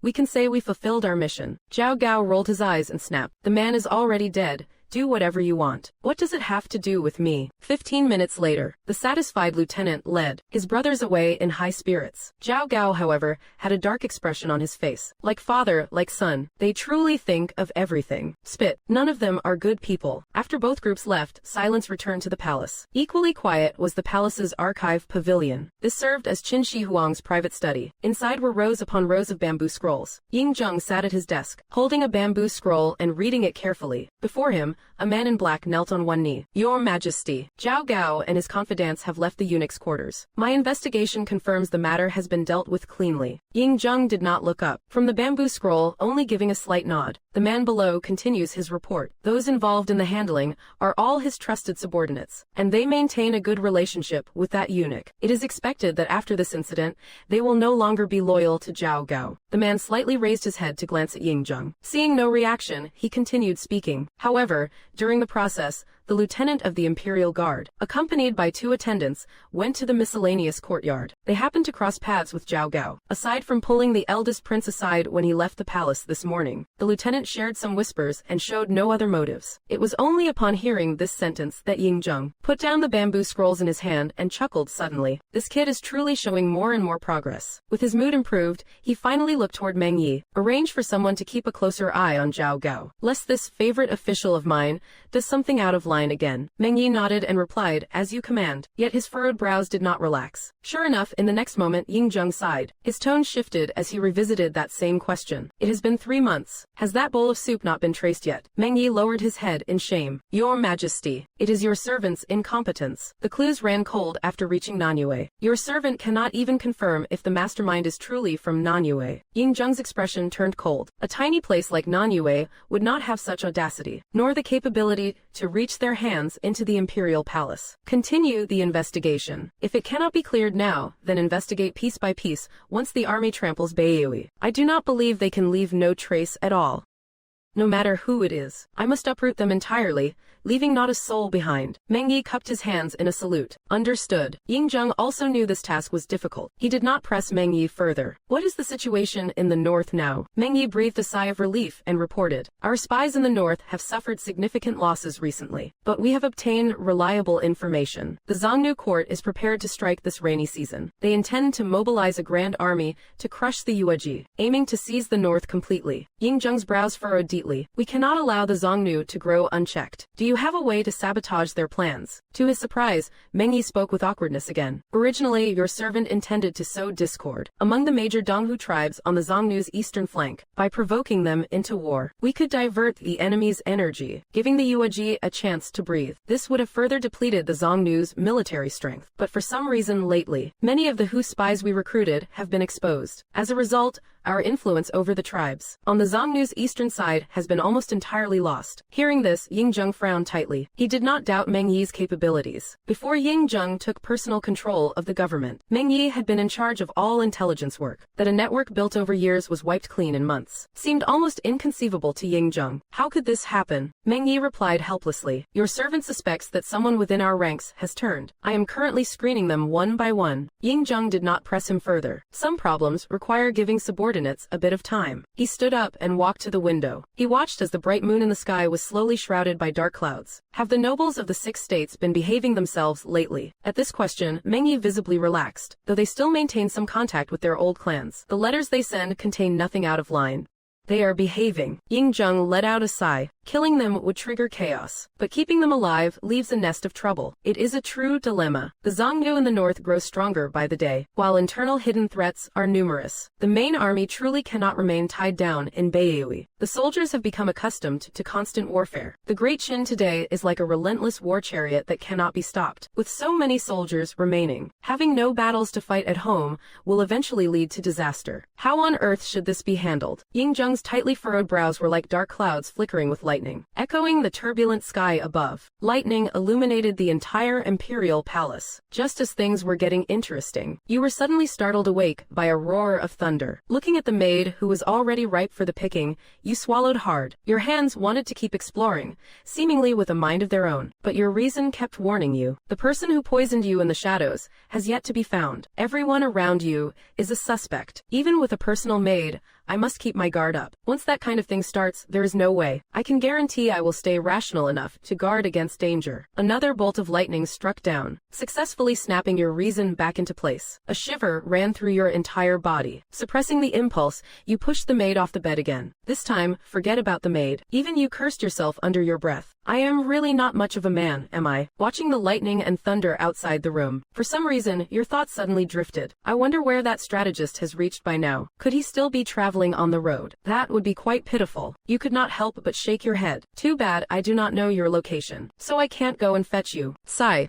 Take care of yourself. After sending your blessings, you dove headfirst into the blankets. Feeling at peace, you drifted off to sleep, smelling the faint fragrance of the maid. Only by the bedside, a pair of glowing green eyes scanned every movement in the surroundings. Outside the city of Shenyang, a bedraggled figure wearing hemp clothes and carrying luggage gradually approached. Looking at the tightly closed city gates, his resolute gaze could not help but show a hint of helplessness. He could only take shelter under the gatehouse to wait out the rainy night, traveling 1,000 miles to offer my service. I wonder what kind of person this young lord is, and whether he is truly worth it. Early the next morning, you woke up to a gentle kiss. You thought to yourself with great delight, life as a second-generation royal really is the best. You did not know which maid had come to wake you up, but her method was truly gentle and sweet. In the future, I must definitely handle her and reward her well. Opening your eyes, you saw nothing but a massive dog's head. Beat it. The aggrieved Wang Kai was so scared that his whole body trembled. He whimpered and ran out of the room, while the maid giggled at the scene. You washed your face 10 times over before finally stopping. After finishing breakfast gloomily, you walked out and saw Zhang Han practicing his swordplay nearby. Instantly, all your dissatisfaction vanished like smoke. The grand ambitions in your mind surfaced once again. You rubbed your hands together impatiently. Although the system certified him as a loyal subject, you felt that simply was not enough. You must let him see your personal charisma. Make him feel how bright his future is by following you, and give him a strong sense of superiority. Only then can you make them truly loyal to you from the bottom of their hearts. The simplest way to create that sense of superiority is to find someone even more formidable than him, and have them make the same choice as he did. For example, the loyalty of a legendary strategist. Right now, Zhang Han has not showcased his full talent yet. To put it bluntly, he is just a guard. Even he probably does not see himself as a great general yet. if at this moment, someone legendary appears and pledges loyalty to me right in front of him, won't that immediately prove how correct his choice was? And if this strategist is a bit smarter and arrives weeping with profound gratitude, then Zhang Han will surely follow me until the day he dies. Just imagining that scene made you chuckle out loud. The more you thought about it, the more excited you became. You could not wait and dragged Zhang Han along to leave the palace. As you reached the palace gates, the lieutenant on duty saw you and came running over. Prince, the matter you entrusted to me was settled last night. It just so happened that I ran into Zhao Gao while I was at it. He was also there to tie up loose ends. You were stunned for a moment. That person was Zhao Gao's trusted confidant. Why would he personally take action, killing a subordinate over such a trivial matter? How does he expect to win people's hearts in the future? You frowned, feeling momentarily perplexed. Could it be that I have overestimated him? In history, after he drove Huha to his death,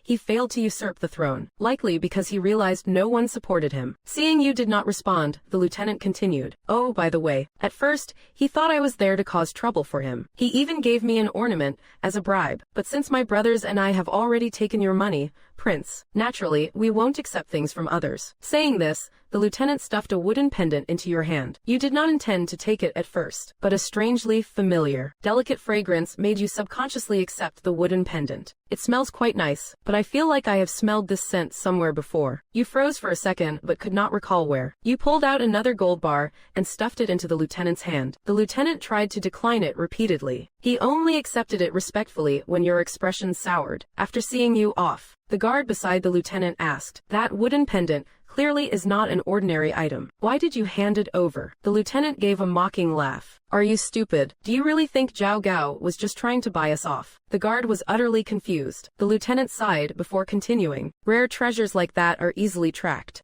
Who knows which high official gave it to Zhao Gao? If we took it out to sell it, not only could we not explain it if recognized, but if Zhao Gao later turned around and accused us of theft, what would you do then? At that point, no amount of explaining would save us. Giving it to the prince is the only foolproof way, and we even got a reward in exchange. One should not be too greedy.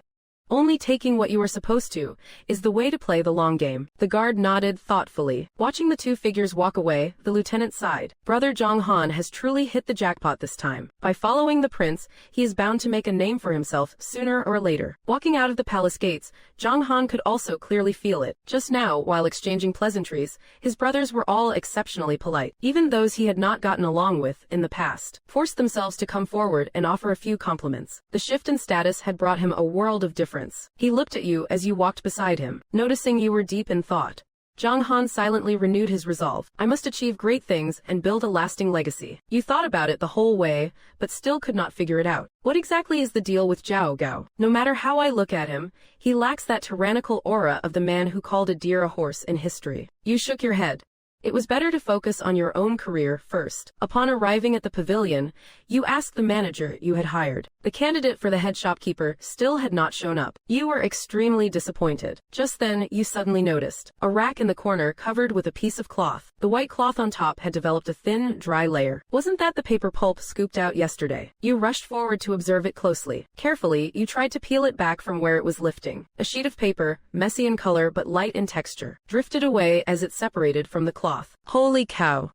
I actually managed to pull it off. Even you found it somewhat unbelievable. You clearly remembered that the final step of papermaking was scooping the fibers out of a water vat. You did not expect that just pouring it onto cloth would actually work. Without even going to the restroom, you excitedly tore off a piece and rushed toward the latrine. A few minutes later, looking completely refreshed, you appeared before Zhang Han once again. The texture of the paper was still a bit stiff, but compared to wooden bamboo slips, it was 10,000 times better. Using it actually gave you a sense of blissful return to civilized society, even if just for a moment. Full of excitement, you introduced it to Zhang Han and the shop assistants. "This is the greatest invention of the century paper."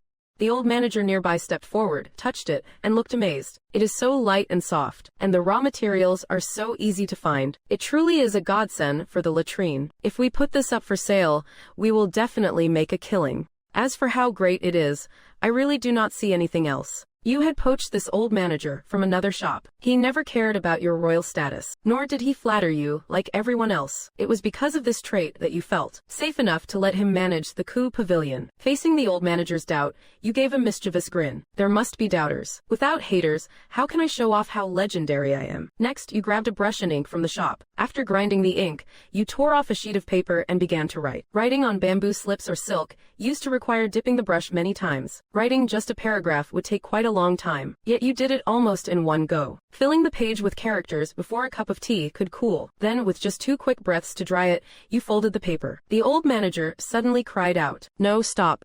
You will smudge all the characters like that." Normally, silk letters must be carefully air-dried. Otherwise, even a slight fold would blur the ink, leaving nothing but a messy stain when it is time to read. Everything becomes illegible. But you did not listen. Right in front of the old manager, you even firmly pressed down on it twice before unfolding the paper again. In the next moment, everyone saw clear, clean characters displayed on the paper's surface. The old manager was instantly shocked into silence. Having been a merchant all his life, he immediately understood the immense commercial value of this object. Once this hits the world, bamboo slips will lose their status forever. Standing aside, Zhang Han also began to realize something. Using something this light and portable to carry text was far more convenient than bamboo slips, and far cheaper than expensive silk cloth. This was simply born to be the medium for the written word. Seeing the shocked expressions of these two smart men, you felt incredibly smug. It was not easy. I have been here for half a year, and I have finally managed to pull off a miracle. Though the assistants around did not understand the full significance, they could tell from the manager and Zhang Han's faces that the prince's invention was something extraordinary. Your vanity was satisfied,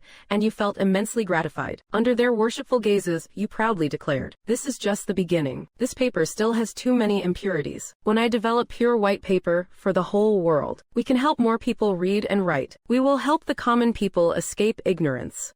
I will enlighten the people. I will enlighten the world." The moment those words were spoken, a bolt of thunder streaked across the sky, instantly illuminating the gloomy heavens. A figure happened to walk up to the storefront at that very moment. He heard your words and saw the lightning in the sky. For a moment, his soul was profoundly shaken. How could there be someone with such a grand vision for the world? Then, when his eyes fell upon the words on that paper, his scalp went numb and his whole body erupted in goosebumps. To establish the heart for heaven and earth, to establish the mission for the living people, to continue the lost teachings of past sages, to open up eternal peace for all generations. Those 4 lines seemed to explode with an aura that could reshape the world, leaving the man breathless. With a dry throat, he looked at this youth who was barely in his teens. But what he saw instead was a giant standing tall between heaven and earth, looking down upon all living beings. Zhang Han was equally struck with awe. He was shocked by your bold declaration to enlighten the world, and even more stunned by the 4 lines written on that paper. Those verses were magnificent, shaking the very core of one's soul. At this moment, only one thought remained in his mind. Being able to follow the prince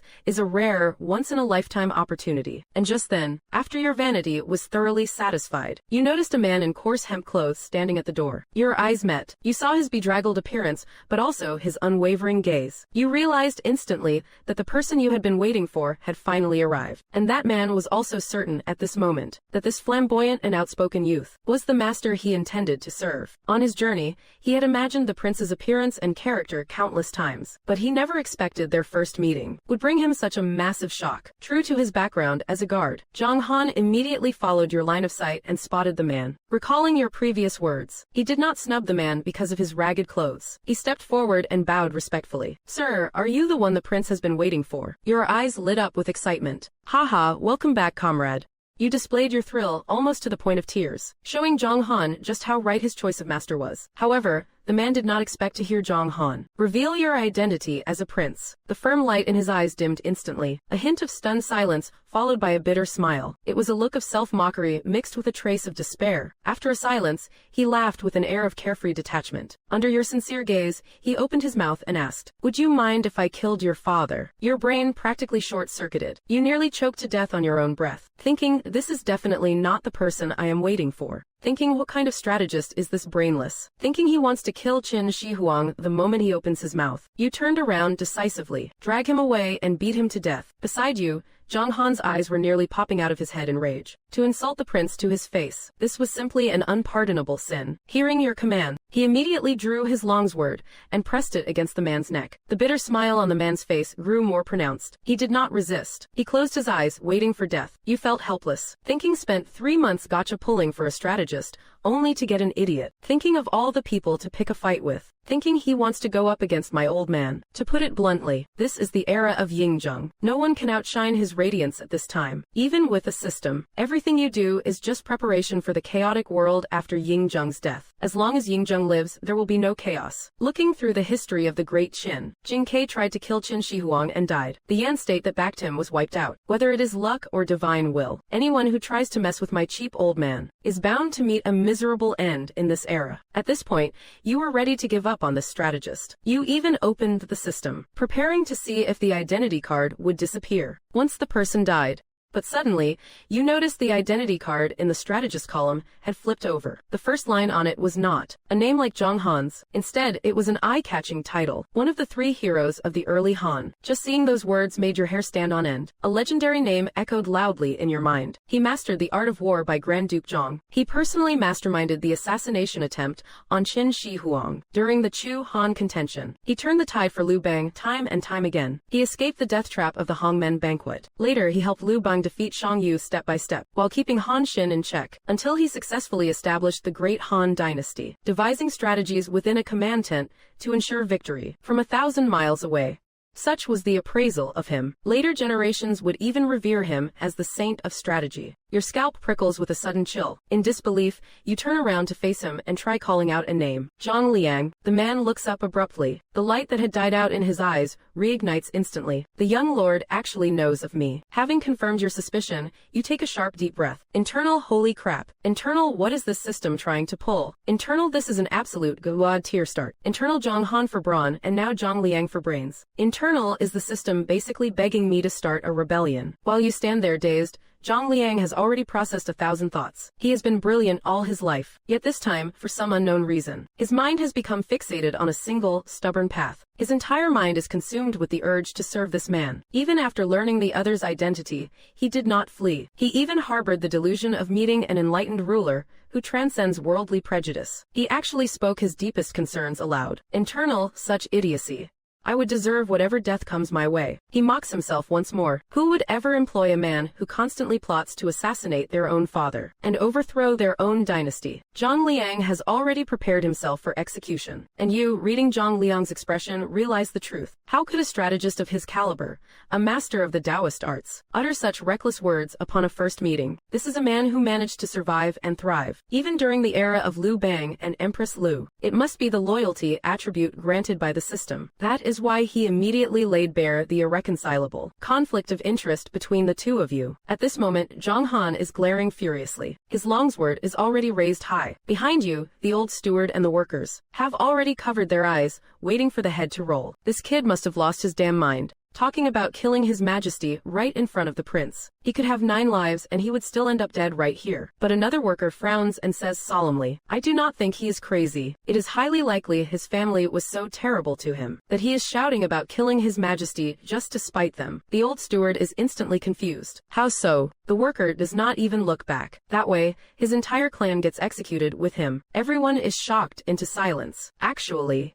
that makes sense. By now, you have snapped out of it. You hurriedly move to stop Zhang Han. With a conflicted expression, you help Zhang Liang up. Your twisted, awkward face seems to scream 4 words. Internal, I am in a pickle. Letting Zhang Liang go would be the world's greatest act of stupidity. But if you employed Zhang Liang, how do you deal with his hatred for your father for destroying his home state?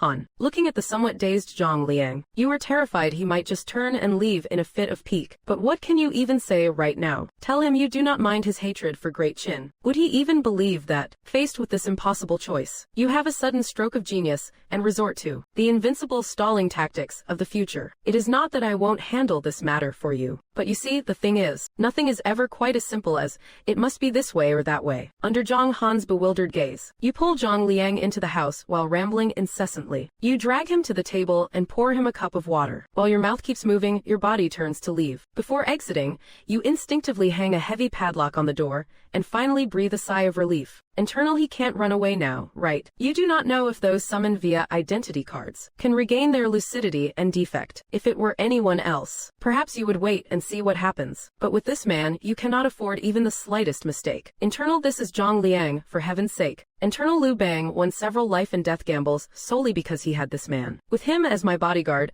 I do not have to worry about Zhao Gao or Li Si anymore. Even if I had to face Han Xin or Liu Bang, I would have the guts to throw hands. Now that I have his absolute loyalty, as long as I do not play myself and mess up, my graduation from this life won't be too tragic. Satisfied, you pull the group of stewards aside to give them orders. You all heard nothing just now. Take good care of the man in that room. Make sure he is well fed and well clothed. Short of letting him out, grant him whatever he desires. Is that clear? Everyone is dumbstruck. Could that madman's illness be contagious? The prince has gone mad too. He is keeping a man who wanted to kill his own father, and even serving him the best food and drink. At this moment, even Zhang Han cannot fathom your behavior. Yet you are a mix of excitement and agony. On the way back, you laugh one moment and cry the next. No one knows what is on your mind. The next day, stifled groans echo from the side chamber of the study pavilion. Ying Zheng is in a foul mood. He has been straining for ages, but has nothing to show for it. This bout of constipation has been plaguing him for a long time. Ying Zheng is suffering beyond endurance. Just then, a familiar voice comes from outside the curtain. Father. Ying Zheng's temper flares instantly. What do you want now? I am warning you. If you do not have serious business this time, I will break your legs the moment I come out. You do not reply. Squatting by the curtain, you hand a piece of paper inside. Ying Zheng has no idea what kind of nonsense you are up to now. Why are you giving me cloth? Pinching your nose, you reply with just one word. Wipe. Ying Zheng is stunned. This thing is much better than wooden slips. But if he wanted to use cloth, he would have done so long ago. Why would he need you to deliver it? Though he feels a bit touched, Ying Zheng still thinks he needs to teach you a lesson later, to remind you of the principle of not being wasteful or extravagant. But when he takes the paper, he realizes it is not as smooth as silk. It is slightly coarse and tears easily. While it is better than wooden slips, it is still a far cry from fine cloth. While he is inspecting the object, Ying Zheng finally finds relief. When he steps out from the curtain, feeling refreshed, you have already retreated to the main hall, still pinching your nose. Holding a small torn piece of paper, he asks with great interest, "What is this?" It is like cloth but not cloth, and it works quite well. You immediately step forward to curry favor. Your son invented this specifically for you, father. It is called paper. Ying Zheng looks at you with eyes full of suspicion. Since when did a brat like you become so filial? You chuckle. To be honest, I have long been unable to stand those wooden slips. They are too prickly. Ying Zheng glares at you and then looks away. He seems to be in a good mood. He says to the nearby eunuch, "Serve 2 portions of breakfast." Hearing this, you can't help but lick your lips. Mooching off the emperor's meals every day without having his responsibilities. This life is honestly better than being the emperor himself. While waiting for the food, Ying Zheng asks about the production of paper. When he learns that tree bark and straw can be used as raw materials, he is slightly taken aback. For the first time, he offers you praise. This thing is cheap to produce.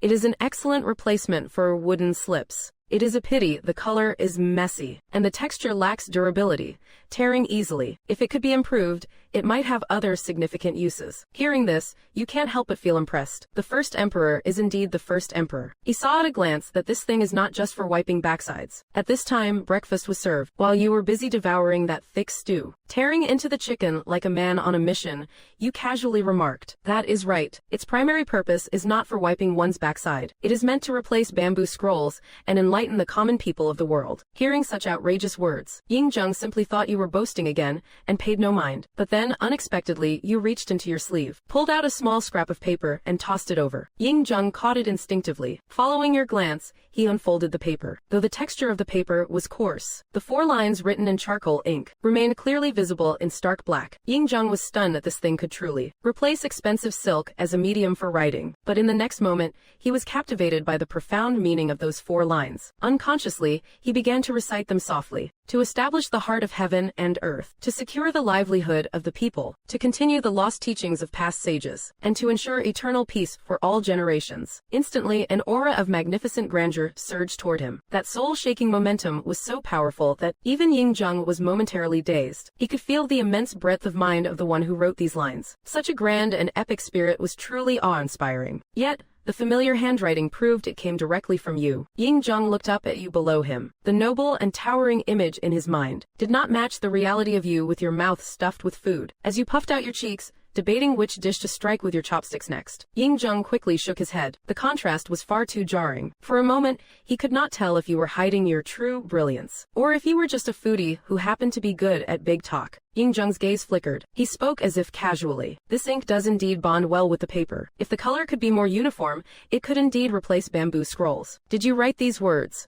You were surprised that Ying Zheng was not more shocked by the paper's existence. I just scribbled it randomly. Father, this is paper that can replace bamboo scrolls. Right now, a whole scroll of bamboo only holds a few dozen words. A normal person working at full capacity can only carry a dozen scrolls, at most a few thousand words. But once paper is promoted, bamboo scrolls will vanish. Without the limits of bulky, heavy bamboo, vast amounts of literature will begin to emerge. The number of scholars will increase, and so will the number of talents. The nation will grow stronger and more prosperous. Talents from all walks of life will push our Great Qin toward its ultimate peak. You tried to make Ying Zheng understand the greatness of paper, but after hearing you out, Ying Zheng actually put the paper down. He began his meal with an expressionless face. Yet beneath that seemingly calm exterior was a violent collision of revolutionary thoughts. Your few simple words had shattered the boundaries of Ying Zheng's thinking, painting for him a magnificent and grand future. His mind was a whirlwind of thoughts. The food in his mouth now tasted like dry wax. He kept observing his eldest son out of the corner of his eye, with your words echoing repeatedly in his head. Those words meant one thing to you, but in Ying Zheng's ears they carried a far deeper significance. Replacing bamboo scrolls with paper, distributing all kinds of books to the world,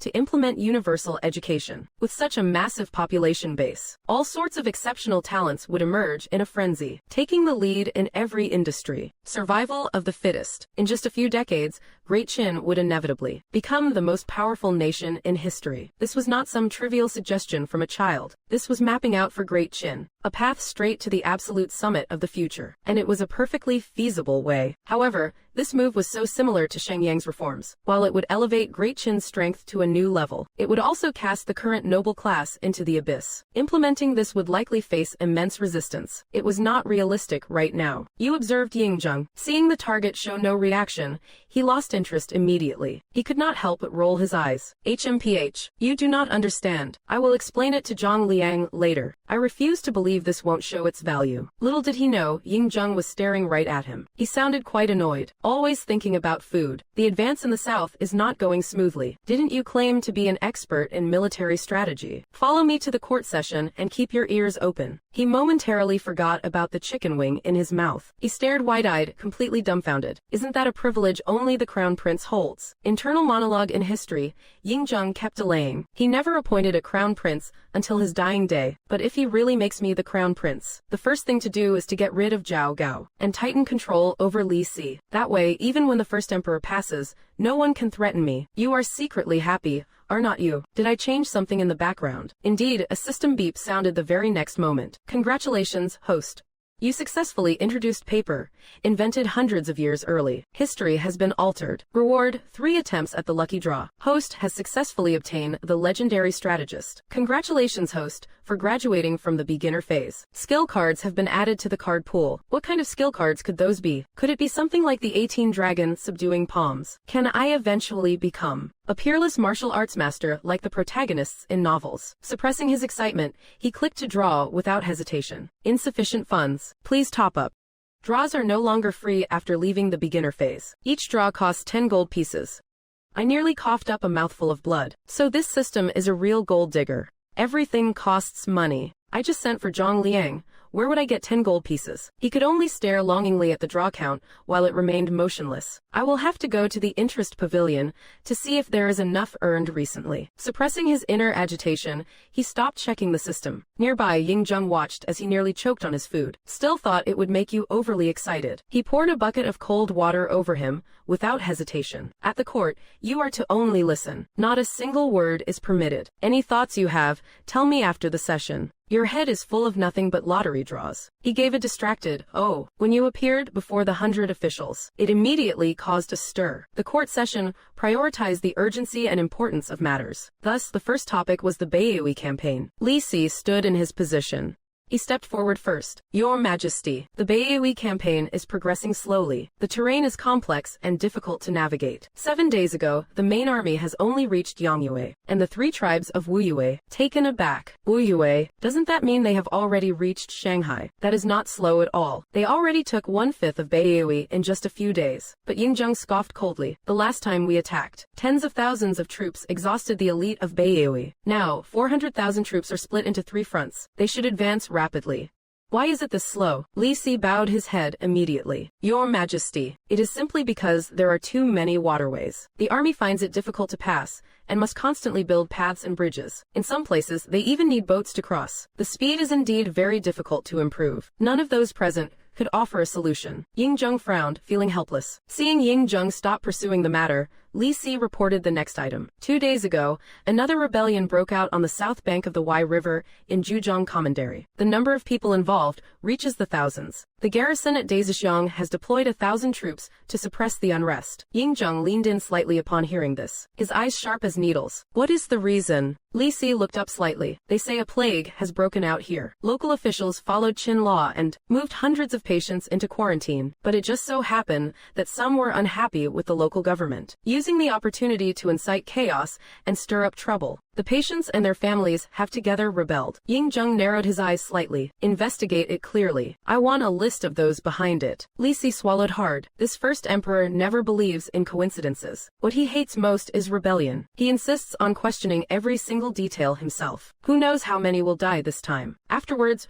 reports of skirmishes from various regions kept coming in. Decrees were issued, but problems kept stacking up one after another. Yingzheng had a splitting headache. He knew deeply that these were all linked to the old clans of the 6 states. Yet the ministers at court were also deeply tied to those same old clans. One after another, they only spoke of the turmoil, never mentioning the influence of those old clans behind the scenes. And their conclusion was always just demanding that the local governors handle it quickly, so as not to delay and trigger even larger chaos. Only at the end did they mention the livelihood issues of farmers, artisans, and merchants. You started off listening with great interest, but before long you started nodding off. It was not until Zhao Gao shouted, "Court dismissed," that you jolted awake. You watched with sleepy eyes as the ministers filed out. Yingzheng did not even call for you when he left. Only Li Si, for the first time ever, gave you a kind smile. You unceremoniously rolled your eyes at him, turned around, and headed out of the palace. Considering Li Si's reputation for being purely self-interested, you did not count on his intentions at all. Besides, now that I have the brilliant strategist Zhang Liang, I think even less of him. Arriving back at your shop, you checked the ledger on the counter and were instantly stunned. The profits for the last 2 months had reached 20 gold. You were in disbelief. Are the little inventions I came up with really that popular? You asked the old manager, who just gave you a blank stare. This is the best location in all of Shenyang City, and the most prosperous place in the entire Great Qin. Right now, we do not even have to pay rent. Hard not to make money. Honestly, after being mocked like that, you could not keep a straight face. You ruthlessly took all the profits away, to let you all experience the cruelty of capitalism. To your surprise, the old manager just smirked, unfazed. The monthly wages were already paid. All necessary raw materials have been purchased too. Even if you emptied the books, no one would bat an eyelid. The corner of your mouth twitched. I can't feel even a shred of oppression here. The joy of the employees was thoroughly crushed. Regardless, you did not touch the original capital. Satisfied, you walked to the backyard. The yard was filled with large pots everywhere. Inside the pots were tree bark, straw, and even bamboo. The old manager called the staff over to scoop out the boiled materials, and then pounded them with wooden mallets. Once they were turned into mush, they were poured back into water to boil again. They repeated this process until it was nearly a pulp, and only then used a white cloth to strain it before setting it aside. You were amazed at the old manager's ingenuity, when suddenly he walked over, holding a sheet of nearly pure yellowish white paper. What do you think, my lord? Does this kind of paper satisfy your requirement to enlighten the world? You could not help but gasp in shock. How did you all make this? The old manager laughed at your stunned face.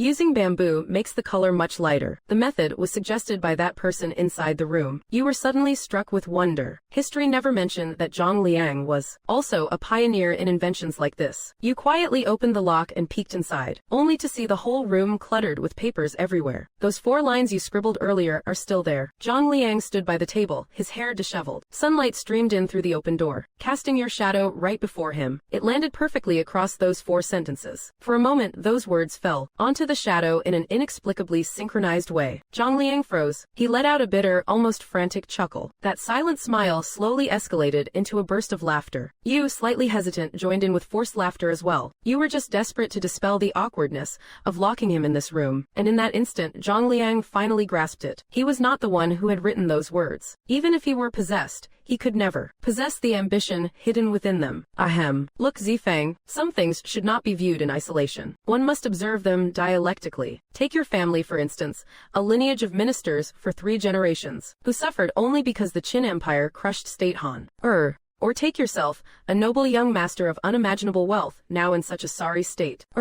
As you spoke, the corners of your mouth could not help but twitch. My goodness. With a history like that, let alone Zhang Liang, even if anyone else went through it, they would be swearing on their life to overthrow Qin for revenge. Right now, you could only use a dry chuckle to break the awkward tension, just as you were brainstorming a way to pivot, trying to convince him to improve the relationship between the two parties. Zhang Liang stared blankly at you and asked, "What exactly is your ambition?" You were slightly taken aback. Now's not the time to drop the ball. I must state an ambition that resonates with Zhang Liang. To earn his validation. You looked into Zhang Liang's eyes and attempted to say, "To enlighten the people." Seeing Zhang Liang remained unmoved, you had no choice but to bite the bullet and keep going. I want everyone to have enough to eat, to be free from starvation and plague. I want every child under heaven to have access to books, so that even the commoners might know the affairs of the world. I want every subject to have thoughts of their own, aspirations of their own, rather than mindlessly becoming tools of war. As you spoke, you got more caught up in it, your emotions growing increasingly intense. I want to rewrite history. I want the Washa people to stand at the peak of the world. I want to forge a magnificent empire. It will be a brand new Great Qin, a power the likes of which has never been seen before. Zhang Liang's eyes narrowed, unable to hide the flickering light. He tried to suppress his trembling eyelids, while thunderous storms rolled through his heart. Every word you spoke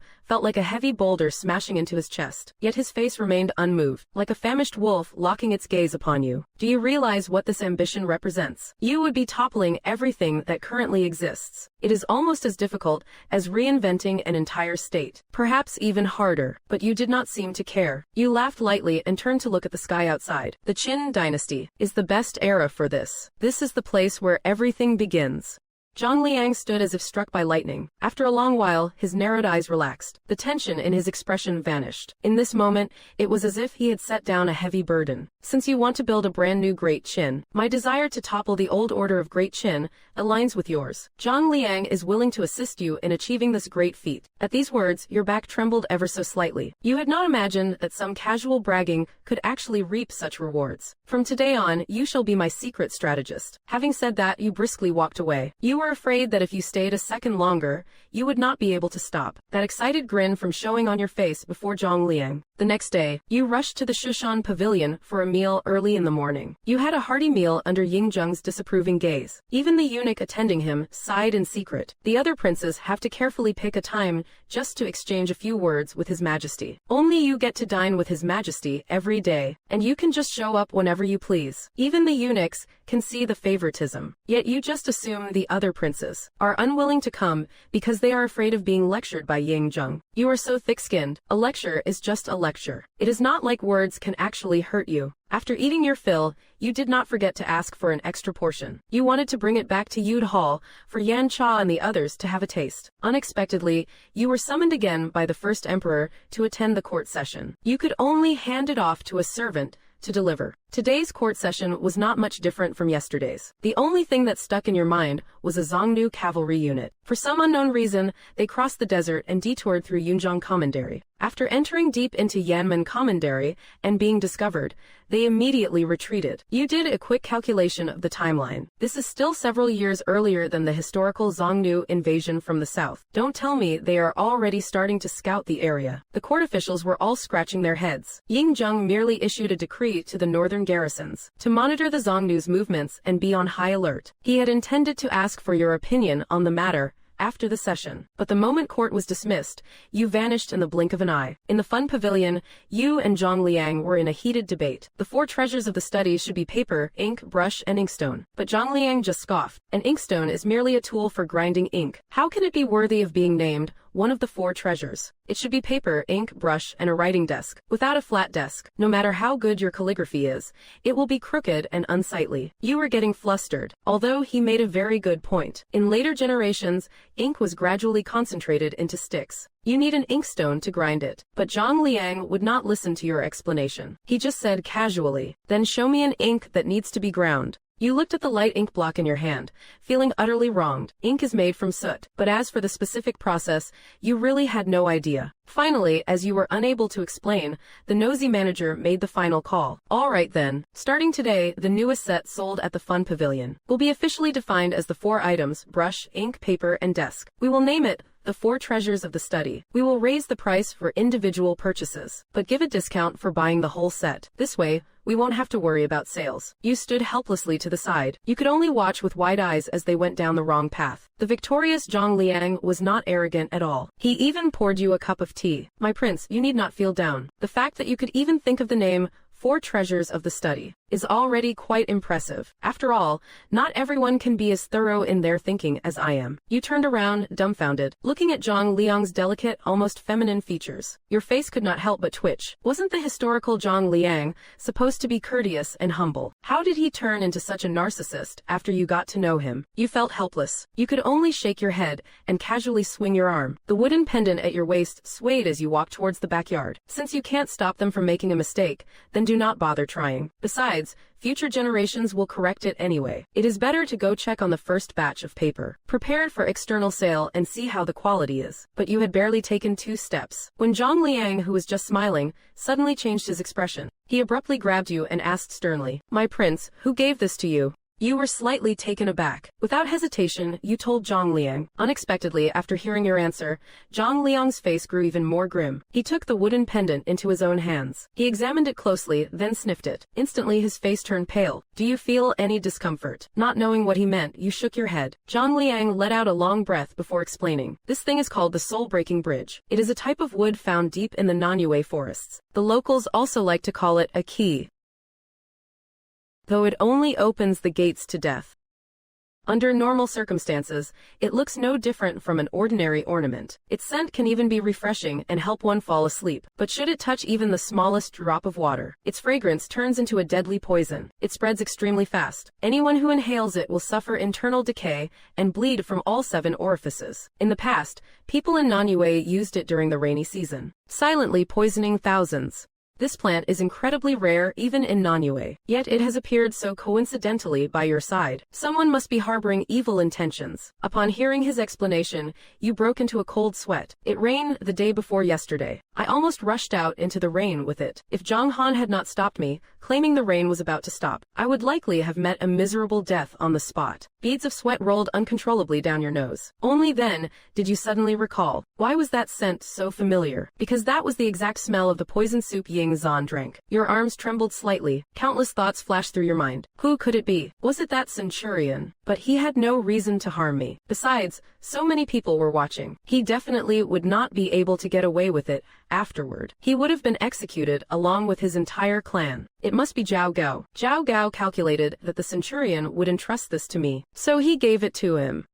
But the emperor is still alive. At this time, Zhao Gao is more obedient than a puppy. Forget rebelling, he would not even dare to harm the crown prince. Even if you spat in his face right now, he would not even dare to flinch. You decisively dismissed that possibility. Whoever wants to kill Ying Zan has not given up. He is still lurking in the shadows like a venomous snake, waiting for a chance to strike a fatal blow. Your heart, already lacking any sense of security, became even more chaotic. You scanned your surroundings with vigilance. You sealed the wooden ornament in a box. Afterwards, you pulled Zhang Liang and left in a hurry. Right now, you do not trust anyone except Zhang Han and Zhang Liang. Zhang Liang said nothing more. He knew the urgent priority was to find the culprit. This time, it was pure luck that he happened to recognize it. Who knows which poison might appear by your side next? As the 3 stepped out of the pavilion, a bolt of lightning streaked across the sky. The clouds turned dark and a gale began to howl. Before reaching the palace gate, the rain began to pour. You could not help but feel you would narrowly escaped a disaster. Yet, a lingering sense of unease remained in your heart. This unease made you refuse to even wait for the rain to stop at the gate. As soon as the palace gates opened, you rushed into the curtain of rain. Zhang Liang and Zhang Han followed silently. It was not until the three approached the main hall of the ducal palace that the rain slowly let up. You rushed into the courtyard and let out a sigh of relief. Only this courtyard could ease your tense mind. Shaking off your hair, you pushed open the main doors. You called out for Huan Ru. You wanted her to get some fresh clothes for the three of you, but the room that was so lively yesterday was uncharacteristically quiet. Today, your voice echoed through the vast hall with no response. Zhang Liang felt nothing, but Zhang Han instinctively drew his blade. You also sensed something was wrong. Previously, whenever the door opened, Wang Kai would surely come to welcome you. Today, having entered the hall, there was still no movement. In a panic, you called out for Huan Ru again. Suddenly, with a sharp bang, the side window flew open. A gust of cold wind rushed in. Your heart sank. Flustered, you called out the names of the other two maids. You even called for Wang Kai several times. But still, no one answered. You searched the hall frantically like a madman, until you walked into the side chamber. A flash of lightning illuminated the room. Wengsai lay silently on the ground. Three maids were slumped over the table, as if they were asleep. There was only one dish on the table. It was the chicken soup you had the servants prepare this morning. You refused to believe it. With trembling hands, you lifted Xiao Ru's face. Under the cold touch and the flash of lightning, the dark crimson blood at the corner of her lips struck you like a thunderbolt. Silent, you turned to find a flint to light the oil lamp. But the air was suffocatingly damp today, not only making the lamp hard to light, but a mist kept welling up in your eyes as well. Everything blurred before your sight. It was not until Zhang Han stepped forward that the lamp finally illuminated the chamber. You stood with your back to the table, terrified that Xiao Ru might mock your pathetic, drowned rat appearance. You turned and walked out of the side chamber, back into the main hall. You buried your head in the closet, searching for new clothes. The garments that were usually laid out for you at hand were nowhere to be found, as if they were avoiding you today. After searching for a long while, you gave up. You walked back to the table, expressionless, attempting to comb your hair. The bronze mirror on the table was dim, reflecting nothing clearly. The more you combed your wet hair, the more tangled it became. After failing multiple times, you stopped once more. A chilling air seeped through the roof. The oppressive loneliness descended like some vast, bottomless black shroud. There was nowhere to hide. You violently overturned the table, kicking the cupboard with a thunderous thud. How dare they! Your furious roar echoed through the empty hall. You vented your rage with everything you had. You no longer looked like the giant with the world in his heart that Zhang Liang saw, but rather a lost orphan child who had just lost a loved one. Zhang Han tried to step forward to help you up, but was held back by Zhang Liang. Only when you stood up again did Zhang Liang finally speak. My prince, the priority now is to find the culprit. We must not let the murderer escape. You composed yourself and walked back into the side chamber. You knelt on the floor and pulled Wengsai into your arms. That head that was once so warm is now so cold you dare not touch it. That is right. This place was never where you belonged. You only arrived here after the original Fusu was poisoned to death. This world had been filled with malice toward you from the very beginning. Whether it was the hanging wood or this meal, it was all aimed at you. People in the shadows were constantly craving your death, even going so far as to kill everyone around you without hesitation. They had not a shred of mercy for you. At this moment, you were finally awakened by the cruelty of this world. This is not an era of peace. This is a world that has just emerged from 500 years of warring chaos. People have long been accustomed to living amidst power struggles and schemes. They constantly cloak their political agenda in the guise of righteousness and duty. Only now do you truly understand. If you are not powerful enough, even with the first emperor himself as your father, you will still be played to death, just like the historical Fusu, who was exiled to the Great Wall and forced to his death by a forged decree from Zhao Gao and Li Si. The peaceful life of the past 3 months was merely a dream, and now you have been brutally snapped awake. You finally understand that caution is useless. Only by being strong enough that the other side can't intimidate you. Strong enough that they would not dare hatch schemes against you. Strong enough that the mere mention of your name makes them tremble. Only then do you have the qualifications to enjoy peace. Casting aside all your previous hesitation and restraint, you tremble as you help the maid close her eyes. A single tear carried away the last vestige of your innocence. When you opened them again, your eyes flashed with nothing but cold, ruthless resolve. Since you all want me dead so badly, let us see if you can afford the price. Report to the emperor. Ying Zan has been assassinated. Seal off Shenyang city. On that day, torrential rain fell on Shenyang. 30,000 guards were deployed. The city gates were locked down. The first emperor sat alone in the purple gold hall. Prime Minister, censor. The law officials gathered below the dais. The imperial kitchens. Thousands of maids and concubines were interrogated one by one. Everyone connected to that dish was thoroughly investigated. In the end, it was only traced back to a delivery maid who poisoned the food. Upon being caught, the girl took her own life on the spot. Not a word was uttered about the mastermind behind it. The maid was an orphan from a young age, with no family or friends to speak of. She had absolutely no motive to commit such a crime. Yet, she did it anyway. Everyone knew there had to be someone else behind this. But the trail had gone ice cold. In this era, when the perpetrator dies, chasing the true culprit becomes impossible. Your punch just landed on cotton. There is no response. The mastermind is truly heartless. The emperor was shaking with rage. He kicked over the table in front of him. Useless fools. In the Grand Qin Palace, someone manages to poison the food, and you cannot even catch the culprit. Official, I give you 3 days. If you fail to find the mastermind, your entire family shall pay the price. The furious emperor's killing intent was impossible to contain, leaking out in waves. Sweat drenched the robes of the 3 men standing below. Li Si could not comprehend it at all. Who would have such audacity and such means to dare poison you within the imperial palace? As for the world today, the Great Qin's unification is clearly unrivaled. How could such a powerful empire not even be able to guard its own palace? This is not just about poisoning. It is a slap in the face of the Great Qin. The censor was mentally cursing their ancestors 18 generations deep. Seeing Yingzheng's posture, if they can't bring someone significant to justice this time, the 3 of them will be as good as dead. The law official in charge of punishments was trembling all over. Your subject will surely drag the mastermind out. If I fail, may death be my atonement. I pray your majesty will calm down and look after your royal health. Yingzheng did not reply. He simply glared and waved his hand, dismissing them. Once they left, Meng Yi immediately stepped forward. Your majesty, was it those people? The shadow guards are ready and can close the net at any time. As soon as you give the order, everyone involved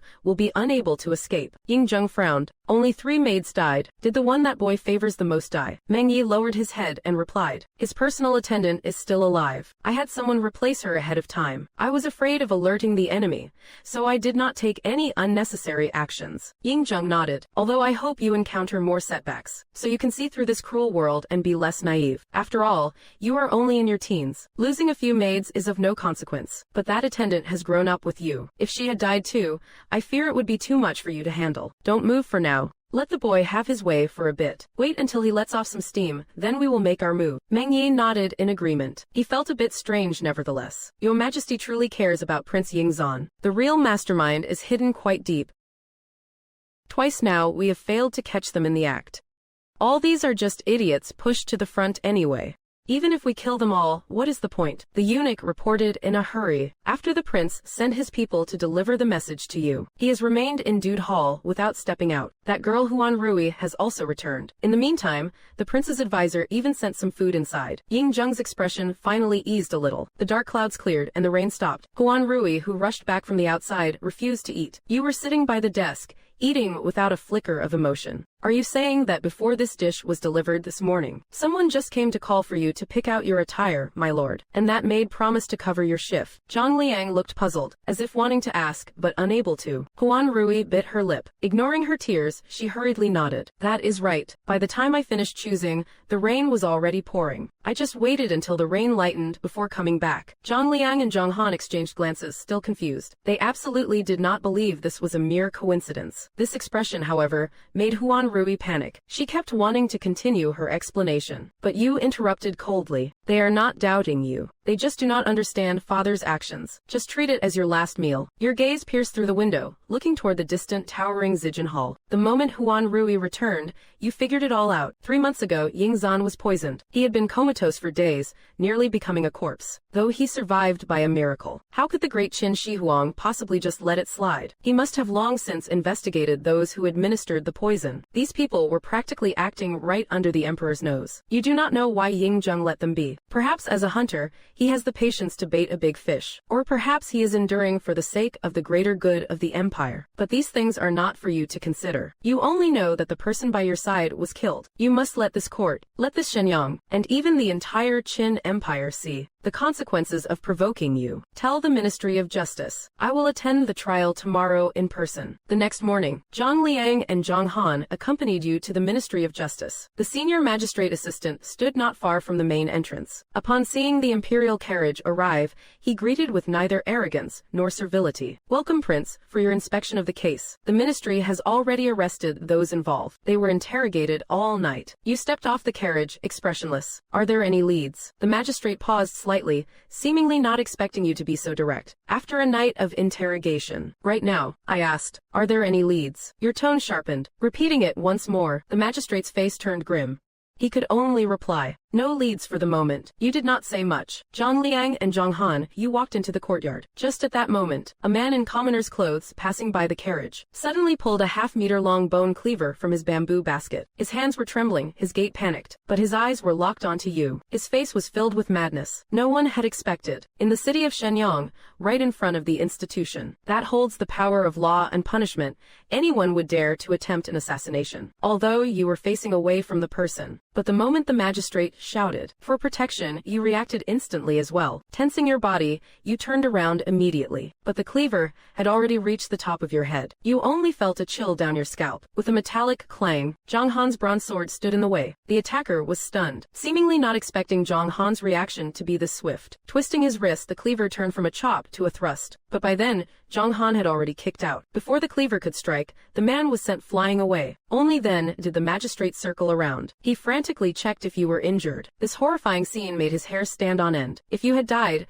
everyone present would have lost their heads. He did not dare to imagine if you had truly died here, what kind of fate the one in the Zijin Hall would bestow upon him. He feared even a proper burial would be hard to come by. The rest of the officers also realized what had happened. They rushed to your side, forming a defensive circle and scanning the surroundings warily. You, who had been wide-eyed and trembling with hair standing on end, suddenly regain your composure at this moment. Taking a deep breath, you pick up the assassin's heavy cleaver. A bitter, tragic smile escapes your lips. How utterly ridiculous. As a dignified prince of the Great Qin, poisoned last night, and now assassinated in broad daylight on the streets. Who exactly rules the world of this Great Qin? Just how arrogant can they get? Are they so confident that I, this prince, cannot track them down? Murderous intent mingles within your icy smile. Your narrowed eyes are as deep and inscrutable as the ocean. The expression you show makes the Zuo Jian official of the guard feel as if he is witnessing the wrath of Yingzheng himself. He could not help but shudder twice involuntarily. Ignoring him, you turn to Zhang Han and command, take this man into custody. No one is allowed to approach him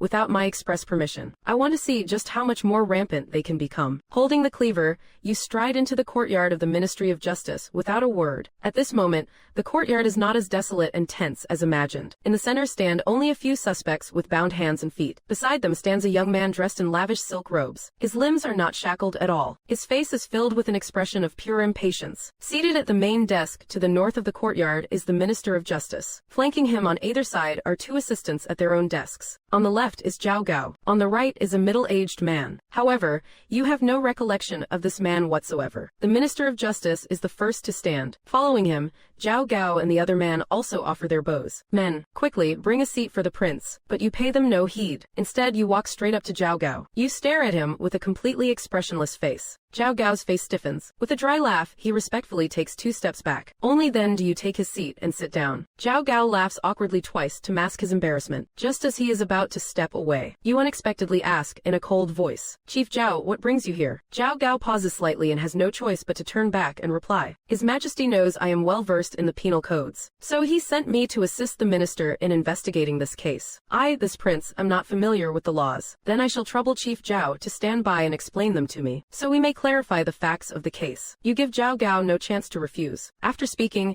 you turn to question the Minister of Justice. What stage has the interrogation reached? Meanwhile, Zhao Gao stands frozen in place. His complexion turns completely unsightly. At this moment, standing behind you, he looks like nothing more than an ordinary palace eunuch. Seeing this, the Minister of Justice's eyelid twitches uncontrollably. Wasn't it said the prince is refined and dislikes conflict? How is it that the moment he arrives today, he suppresses Zhao Gao so much that he can't even raise his head? As the chief of the carriage house, Zhao Gao manages the imperial seals. Though he seems to lack real power, he is His Majesty's favorite confidant. One could say his true status is no lower than the Minister of Justice, one of the 9 ministers. And while you hold the noble rank of a prince, you actually possess zero real power in the imperial court. Normally, in such a scenario, you would be a mere observer. Whether they listened to your opinions would depend entirely on their mood. But with this single move, Zhao Gao, who is equal in status to the minister, stands behind you like a servant. This makes everyone present feel a head shorter than you. The entire atmosphere of the Ministry of Justice, in just a few short breaths, has fallen completely under your control. Now, you are the actual presiding judge of this case. This masterstroke of status reversal leaves even Zhang Liang impressed. The way he looks at you shifts slightly once again. After briefly questioning the minister, you grasp the general situation. The clues at the scene of the maid's suicide have been wiped clean. The Minister of Justice has no leads at all. All he could do was round up everyone that the poisoning maid had recently contacted. Take them all in for interrogation. After last night, most of the 100 people captured have basically been cleared of suspicion. Ting Wei has even lost the urge to solve the case. His only concern now is keeping his own head on his shoulders. You took a look at the middle-aged man standing opposite. And who is this? Ting Wei was startled, then quickly introduced him. This is the head of the Ku clan. Among the suspects this time, one happened to be his eldest son. The head of the Ku clan prioritizes the greater good. As soon as he learned of this,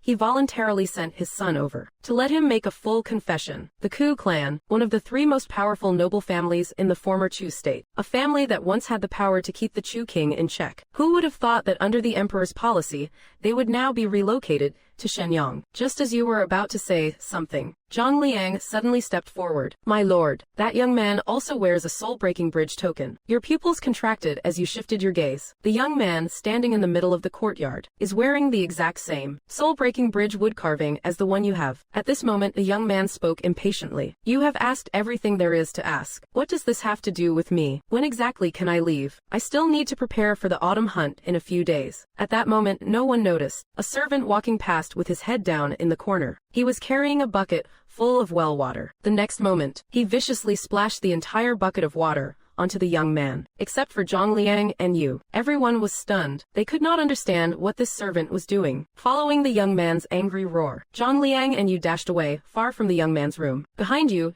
Zhao Gao watched the 2 of you flee in confusion. Ting Wei also opened his mouth, wanting to ask what had happened to you. The head of the Ku clan did not pay attention to you. He was still looking at the young man in the courtyard. But when the 2 of you were frantically running away, the corner of his eye twitched. You bastards! You are asking for trouble. The young man wiped his face and gave the servant a vicious kick, sending him sprawling. Still full of rage, he picked up a stone and smashed it at the servant. These clothes are worth more than your life 10 times over. The young man bellowed, trying to vent the fury in his heart. But his voice suddenly rasped into a screech. Immediately after, a stabbing pain tore through his body, as if countless hands were clawing at his internal organs. He staggered back 2 steps. The stone in his hand dropped uncontrollably. With a look of terror, he clawed at his own body. Grasping his throat, he let out a plea for help. Help! Save me! Once inside the room, you looked back at the courtyard. You saw the young man's hand stretching straight toward the Ku clan head, while dark purple blood spilled continuously from his mouth. His eyes were filled with despair and disbelief. And those around him, the other suspects, had not even grasped the situation, when they all started feeling sharp pains in their bodies, followed by the same raspy plea for help, the same vomiting of blood. The entire courtyard turned into a living hell in an instant. No one knew what had happened. It was as if divine retribution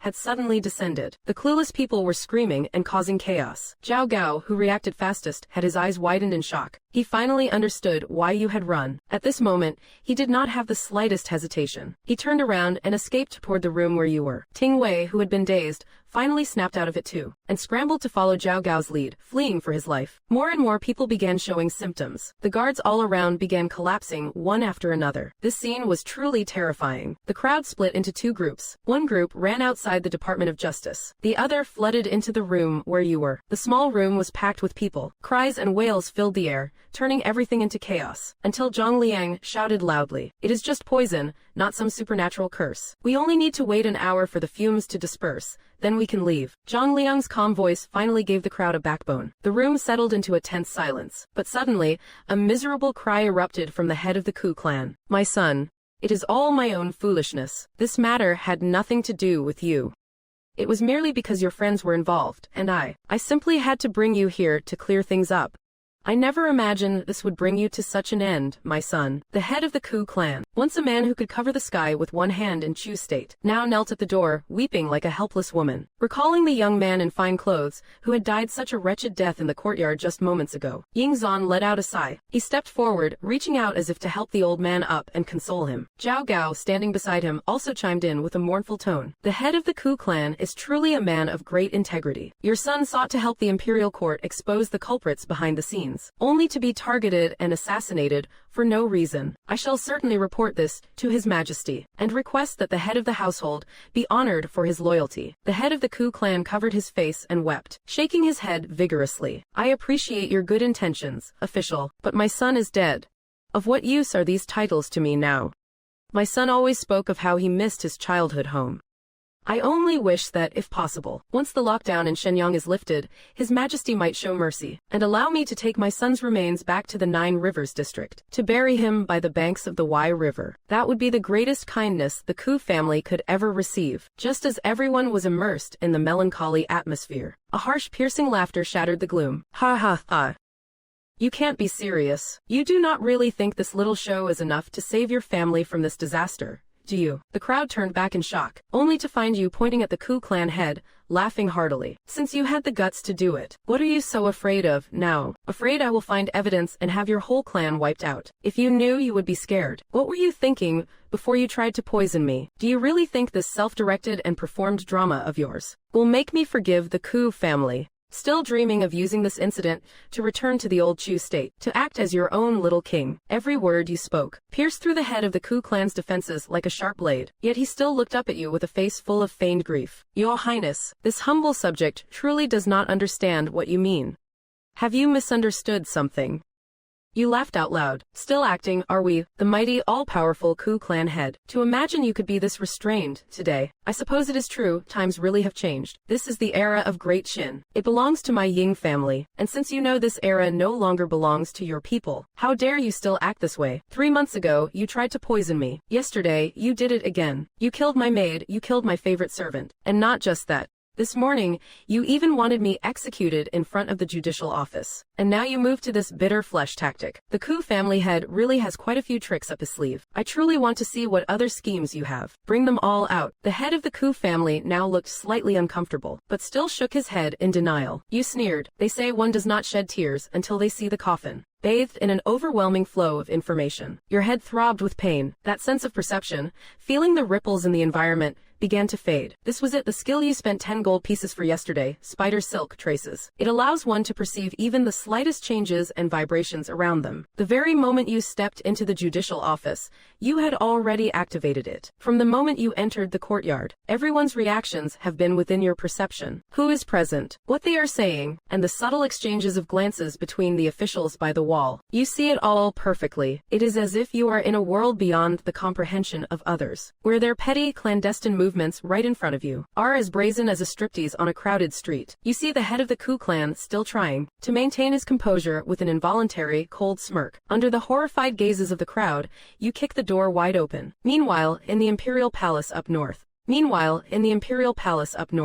Zheng listens intently to Meng Yi's report. These are the current developments. If my assumption is correct, the prince must have already crossed swords with the Ku clan. Ying Zheng nods. The head of the Ku clan is a sly old fox. I fear it will be difficult to secure concrete proof against him. Ying Zheng muses for a moment. Once the situation escalates, step in and lend a hand. Let the boy vent his frustrations, lest he comes back tomorrow to stir up more trouble for me. Meng Yi nods. Even his shadow guards have spent ages casting a wide net across Shenyang, sorting through mountains of clues, to finally target the Ku clan for surveillance. He never believed that you could truly, single-handedly, uncover the crimes of the Ku clan, but the atrocities committed by the Ku lineage demand justice. He bows to Ying Zheng once more, then retreats from the palace. He decides to go there himself. After all, helping with such matters requires a delicate touch. Nothing too overt, but enough that the prince won't realize the assist. At the Ministry of Justice, the screaming is deafening. No one expected you would try to take everyone down with you. We are still far from the deadline. They rush and panic, trying to seal the room again. But suddenly, everyone is struck with shock. In the center of the courtyard, where only corpses should be, 2 living men are standing. The paving stones, once neat, have been shifted, revealing an opening large enough for a man to pass through. Just then, one of them emerges from the hole, hauling a disfigured corpse. The body bears a striking resemblance to the young man in fine clothes, clothed exactly the same. Meanwhile, the young man in fine clothes, who was supposed to be dead, is standing to the side, looking for an escape. You scoff. From the moment you stepped into the courtyard, you sensed someone moving beneath the ground. Both the head of the Ku clan and that young man kept flicking their eyes toward those very stones. Even when the young man fell, he deliberately threw his weight toward that spot. That was exactly the moment you realized it was all a charade. It is all fake. This spectacle has stunned everyone. The magistrate finally understands. They were truly putting on a performance. The Ku clan head coming here was entirely to facilitate the staged death of his son, to help him slip away. That way, the Ku clan could wash their hands of this case. You are brazen, Ku fan. What exactly are you trying to do? The magistrate waves his hand at the prison guards, ordering them to apprehend the Ku clan head and the two men. But the Ku clan head, previously all grief and sorrow, now looks at you with a cold, hollow expression. He knows he is backed into a corner. Why must you push me? Wouldn't it be better to just let our clan leave in peace? You scoff. Want to leave? Go underground and ask Xiao Ru if she agrees. The Ku clan head closes his eyes in despair. He then makes a singular flick of his hand, and instantly, atop the surrounding walls of the Ministry of Justice, figures emerge, disguised as ordinary commoners. Men carrying sharp weapons swarmed inside. There were hundreds of them. The moment they charged in, they began a ruthless massacre without hesitation. The few guards at the legal bureau were quickly decimated. In the entire legal bureau, only you remained, along with Zhang Liang, Zhao Gao, and the commandant. At this moment, the head of the Ku clan no longer wore his previous mask of kindness. He stared at you with a cold, hardened expression. My plan was foolproof. How did you see through it?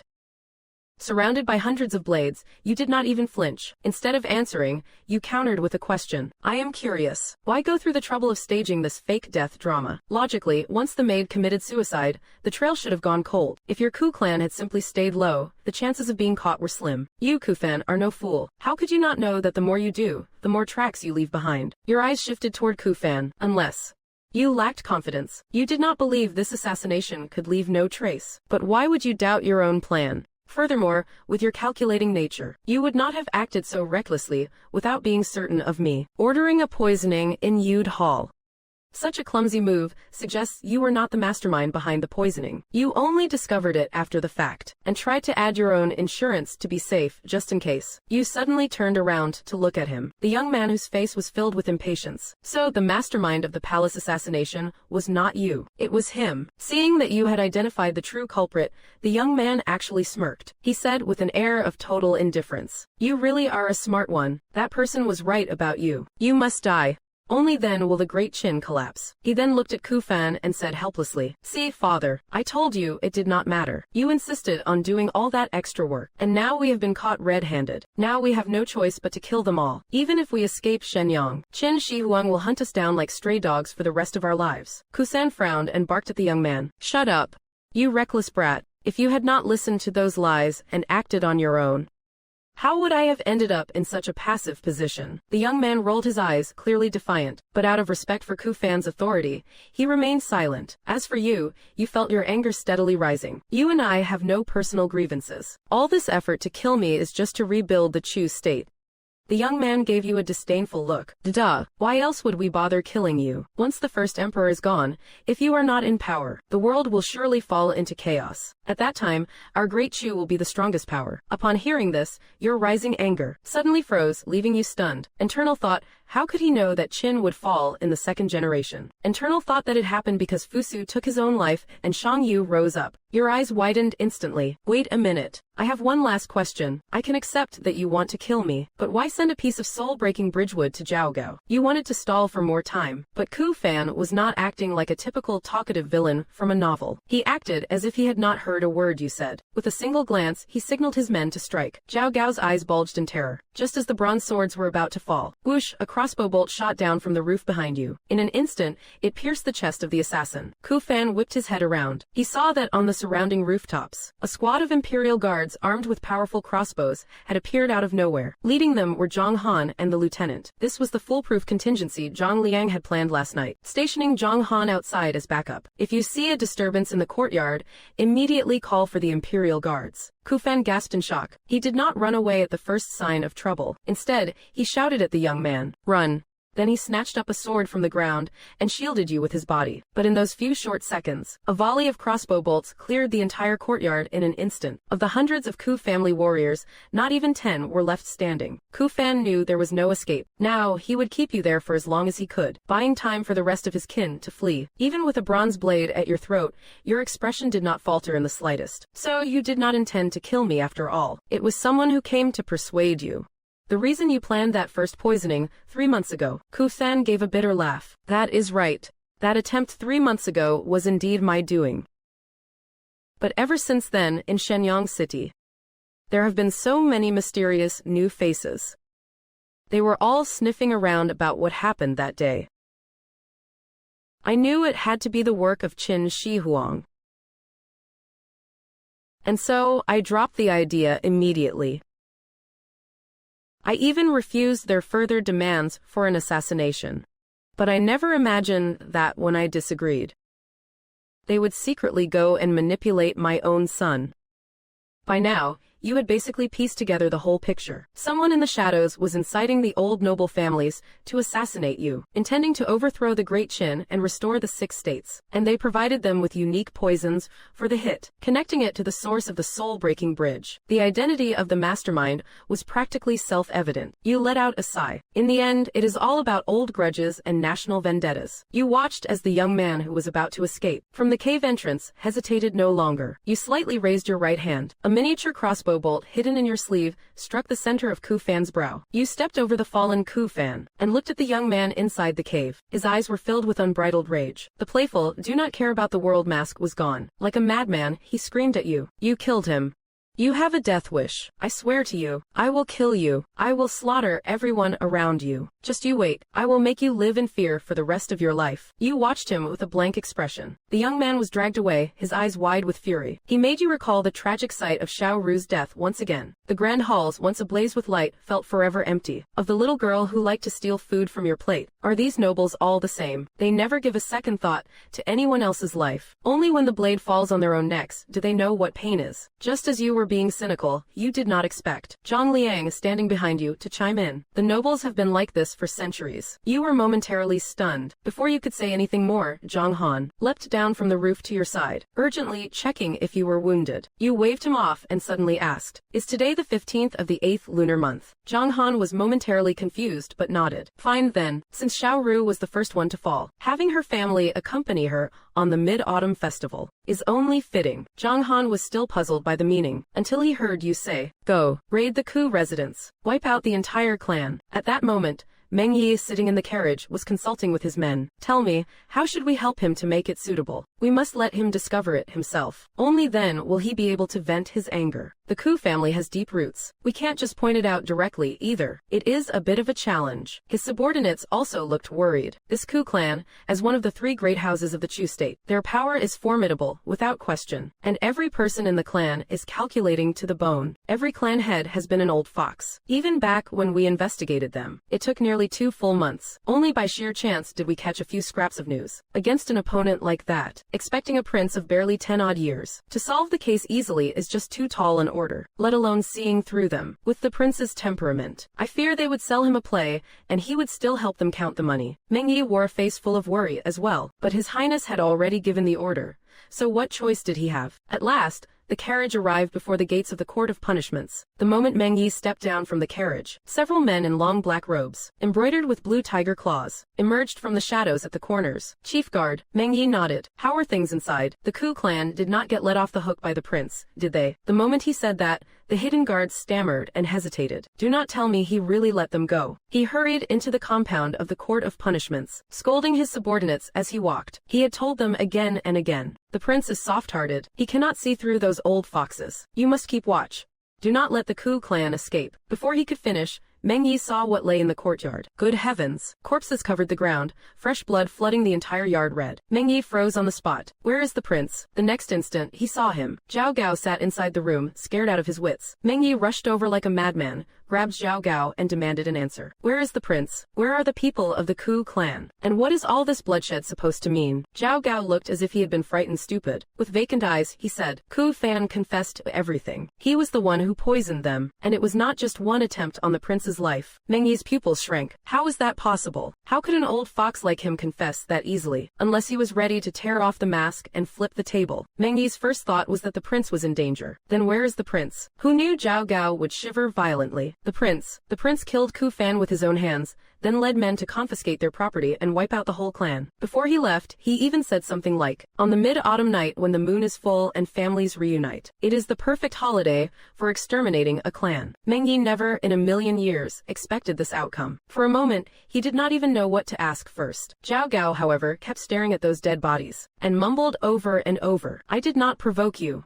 Why do you want to kill me? Just now, before you left with the forbidden troops, you told him, the poison that killed dozens in the courtyard was in that wooden pendant he cherished most. If you had not taken it away that day and saved his life, then 2 days ago, in the rain, he would have been a rotting corpse. Hearing that, Zhao Gao broke out in a cold sweat all over. Even now, he was still terrified after the fact. After catching his breath, he lifted his head as if he had come back to himself, and shouted at Meng Yi with a vicious look. That is right. The prince's judgment was correct. Not a single one of the Ku clan is any good. The whole family wanted to rebel and raise an uprising. We must capture them all and kill them to the last. We cannot let any of them slip away. Go, quickly. Meng Yi was stunned. Since when did Zhao Gao harbor such intense hatred for the Ku clan? Like he wanted to wipe out their entire family. But then he remembered the Ku clan still had hidden retainers and officials lying low. He does not have time to deal with Zhao Gao right now. He has started to worry about your safety. While praying incessantly that you are unharmed, he is rushing toward the Ku clan estate, and the subordinates, traveling with him, have just finished listening to reports from the agents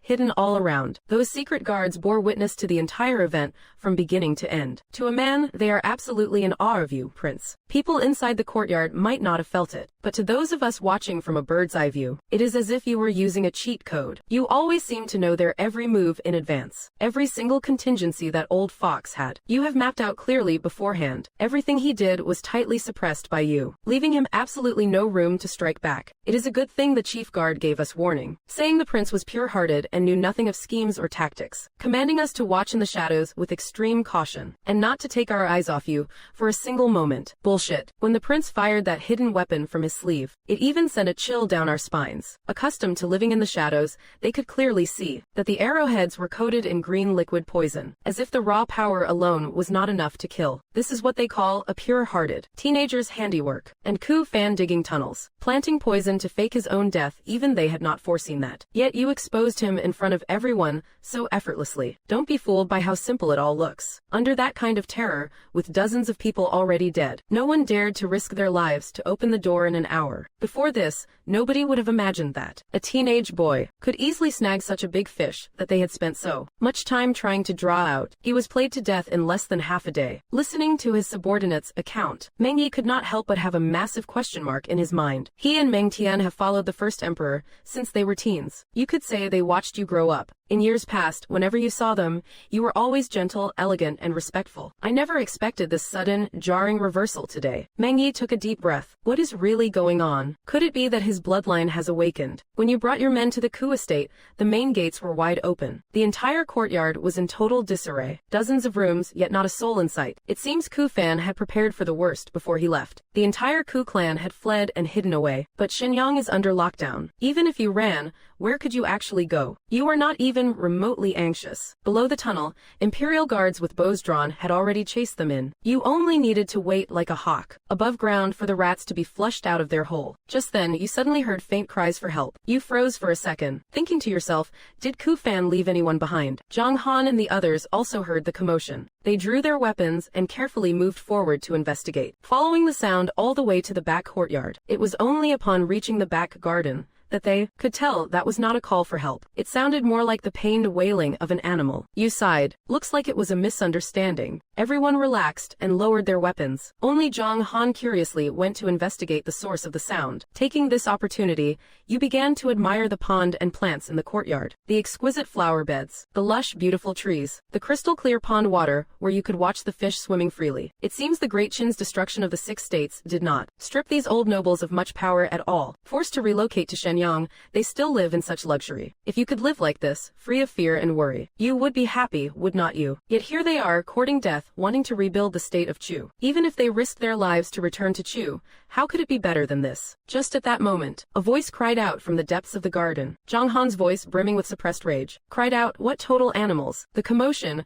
caught everyone's attention. Zhang Liang, the lieutenant, and the others all gathered around. "Are you still puzzled? They treat them like mere cattle. Why are you shouting so loud?" Driven by curiosity, they followed the sound around a decorative rockery. Behind it, they discovered an open wooden door. Inside was a cellar leading several meters straight down. You did not notice, but the moment Zhang Liang saw the cellar, a flicker of hesitation surfaced on his face. He subconsciously glanced at you, seemingly weighing a difficult choice. Zhang Han had already broken through the main gate and descended into the depths of the cellar. The group could hear the continuous sound of iron chains being hacked apart. You leaned over to peer down, feeling somewhat curious, could the Ku clan be keeping some kind of fierce beast down there? But as soon as you approached, a wave of stench hit you so hard you recoiled 2 steps, gagging. It is impossible to describe that smell. It was like a clogged sewer, mixed with the foul odor of rotting corpses. A single whiff nearly made you lose your lunch. Now you had completely lost interest. Even if the Ku clan were raising a divine beast in there, you would not want to enter. But at that moment, a pitch-black shadow crawled from below toward the stairs of the exit. Its movements were agonizingly slow, as if every inch forward consumed the last of its strength. You took a step back. With the help of the sunlight, you finally saw what it was. It was a creature that was little more than skin wrapped over bone. It was stark naked, emitting a putrid stench. Its emaciated arms were thinner than the forelegs of a stray dog. Witnessing the scene, the men drew their weapons in horror. You stood frozen on the spot, unable to comprehend what kind of living being this could possibly be. Even with the information explosion of your past life, where bizarre creatures were a dime a dozen, you could not recognize what this thing was, until it was fully exposed under the sunlight, parting the few remaining strands of hair on its head, revealing a pair of bloody hollow eye sockets gazing up at the sky. Every hair on your body stood on end. This was actually a woman. As she felt the warmth of the sun, tears mixed with blood streamed down from her filth-encrusted sockets. Then, she tilted her head back, and screamed toward the heavens with all the strength left in her body. From a tongue that had been half-severed, came a raspy sound that did not even seem human. Just as the men stood by, not knowing how to help her, she seemed to have fulfilled her final obsession. She lay quietly under the sun, breathless, while you were still immersed in shock. Zhang Liang stepped forward and gently closed the woman's eyes. "This world is too bitter. Do not return to it in the next life." Your eyes widened in disbelief. You asked Zhang Liang incredulously, "Why is this happening?" Zhang Liang closed his eyes. "These are private slaves. Usually,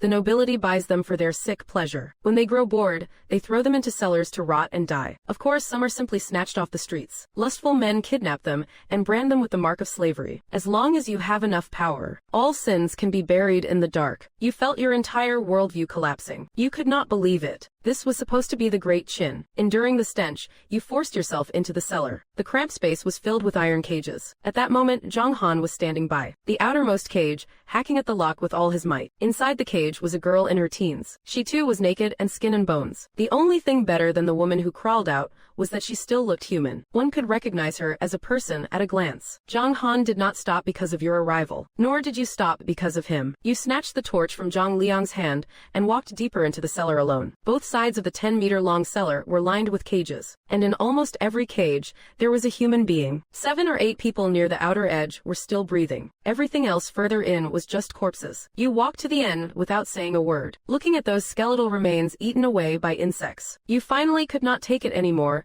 and ran out. You were retching uncontrollably. Everything you could possibly throw up from your stomach, all of it emptied into the crystal-clear pond. At that moment, you felt sick to your soul. Everyone living in this courtyard felt repulsive. By day, they admired the beautiful scenery. By night, they lulled themselves to sleep with the agonizing screams of these girls. All this evil and darkness was masked under a guise of sunshine and beauty. You did not dare to imagine. What kind of world is this, really? Is this truly the Great Qin? Suddenly, you remembered something. As if clutching at a straw, you questioned Zhang Liang. The Great Qin abolished slavery long ago during the Shangyang reforms. They share the same rights as commoners. This must be the private wickedness of the Ku clan. Am I right? Zhang Liang, however, shook his head coldly. The Shangyang reforms only broke the well-field system. It reduced the reliance on slavery for agricultural labor. But slavery itself has always persisted. It is all too common for nobles to keep private slaves. You are crumbling. Your values simply cannot internalize such reality. The rest of the palace guards, who saw the scene in the basement, mostly remained silent, as if it was not their first time seeing something like this. A centurion could not help but curse beasts, but what good did it do? Facing those nobles, they were equally powerless. Just then, Zhang Han walked out of the basement, yet there was no one following behind him. Yu looked at him with suspicion, only to find him shaking his head with a face full of sorrow. Who knows how long these people had been locked up? After all sorts of torture, they had long since lost their minds. The moment they see people, they instinctively tremble in fear. Their sense of self had completely vanished. Even if you set them free, they would only be captured and sold as slaves again, just waiting to die in a different way. That is all. You do not know how they eventually dealt with them. You left the garden, feeling completely hollow, sitting alone at the gates of the Ku mansion. The tragic state of the girls in the basement flashed before your eyes repeatedly. Those people poisoned to death for no reason in the Justice Department. The stiff face of Xiao Ru in the Yude Palace. The cold body of Wang Kai, coupled with that young man from the Ku clan. The vicious curses spewing from his mouth. You felt suffocated, head bowed, your whole body trembling. You wanted to scream, but did not even know what to shout. At that moment, a sharp, piercing whistle rang out. As if you had suddenly found your target, you snapped your head up. Hundreds of palace guards in the courtyard rushed out the moment they heard the sound. Zhang Han led the charge toward the source of the intermittent whistling. You and Zhang Liang followed behind the squad. A carriage sped toward you. It was Meng Yi. He looked at the wide-open gates of the Ku mansion and rushed inside in a panic, but there was nothing inside. Only a plume of black smoke rising from the backyard, as if they were burning something. Nearby secret guards noticed his arrival and immediately reported. The prince has already led the guards to the southern corner of the city. There is whistling coming from that direction. The guards have caught up with the Ku clansmen. Our men have sent word. The Ku clan's secret retainers have all gathered there. They have even laid out quite an ambush. Meng Yi frowned. Ku Fan is an old fox. Even if he were to die, he would leave a backup plan for the Ku clan. The southern part of the city is where the old nobles are most concentrated. There are people lying in wait everywhere you look. In the shadows, there surely remain many who are still loyal to them. The prince only brought a few hundred guards. Even if the enemy is short on bows and arrows, and we have the long-range advantage, we won't last long if they have set up an ambush. We risk being completely wiped out at any moment. Meng Yi was terrified. He could only hope you would slow down. You must wait for the secret guards to assemble before you act. Prince, why not report to His Majesty first, and mobilize more imperial guards? Meng Yi sighed. With a grimace, he could only continue the pursuit. Notify all secret guards within Shenyang to converge on the prince's position. He then sent another man to rush back to the palace. Return to the palace at once. Report the situation to His Majesty. At this moment, you were already approaching the location of the commotion. Two robust imperial guards stood beside a tunnel entrance. It was the very tunnel connected to the Ministry of Justice. Seeing the main force arrive, the men hurriedly pointed to a courtyard across the way and reported, "The suspect is in that courtyard. The rest of our squad has already surrounded the other sides of the courtyard. The suspect has not escaped." Zhang Han and the centurion frowned upon hearing the report. It seems the enemy is prepared to fight to the death. But this is pointless. What is the use of resisting in Shenyang? Tens of thousands of imperial guards could arrive and flatten this place in an instant. Just then, the main gate of the courtyard suddenly swung open. A man walked out. Tell Yingzan, is not he supposed to be kind and merciful to the common people? There are dozens of families in this courtyard. If you dare to attack, I will kill them all to accompany me in death. Zhang Han's mind buzzed, feeling like it was about to explode. These people are insane. Zijin Hall. Ying Zhang occasionally put down the bamboo slips in his hand. He looked out of the hall with some worry. I wonder how that boy is doing. Can he unearth the Ku clan on his own? As long as he can find the answer with Meng Yi's hints, and understand that as my Ying Zhang's son, he must always be on guard against the dangers of this world, that will be enough. He can learn the rest slowly in the days to come. But this mindset must be cultivated. At that moment, a secret guard in black robes rushed in from outside the hall. Your Majesty, the chief commander ordered me to report. After the interrogation, the prince has already left the Ministry of Justice and is heading towards the South City. Ying Zhang sighed upon hearing this. The Ku residence is to the east of the Ministry of Justice. He is definitely not going to the Ku residence. It seems that even with Meng Yi's hint, he still has not figured out it is the Ku clan. This boy's intelligence is a bit concerning. Seeing that Ying Zhang was not pleased, the secret guard continued his report. The bodies at the Ministry of Justice have been dealt with. However, a large number of nobles and their retainers have gathered in the South City. Their numbers are in the thousands. The prince's few hundred imperial guards are unaccounted for. We fear they may have been ambushed. Therefore, the chief commander requests your majesty to order the imperial guard to send reinforcements. Ying Zheng shook his head helplessly. It seems he is still being led by the nose by that old fox, Hu Fan. Whose bodies were they? Were there any clues left that point to the Ku clan? The secret guard was slightly taken aback. Does his majesty not know what happened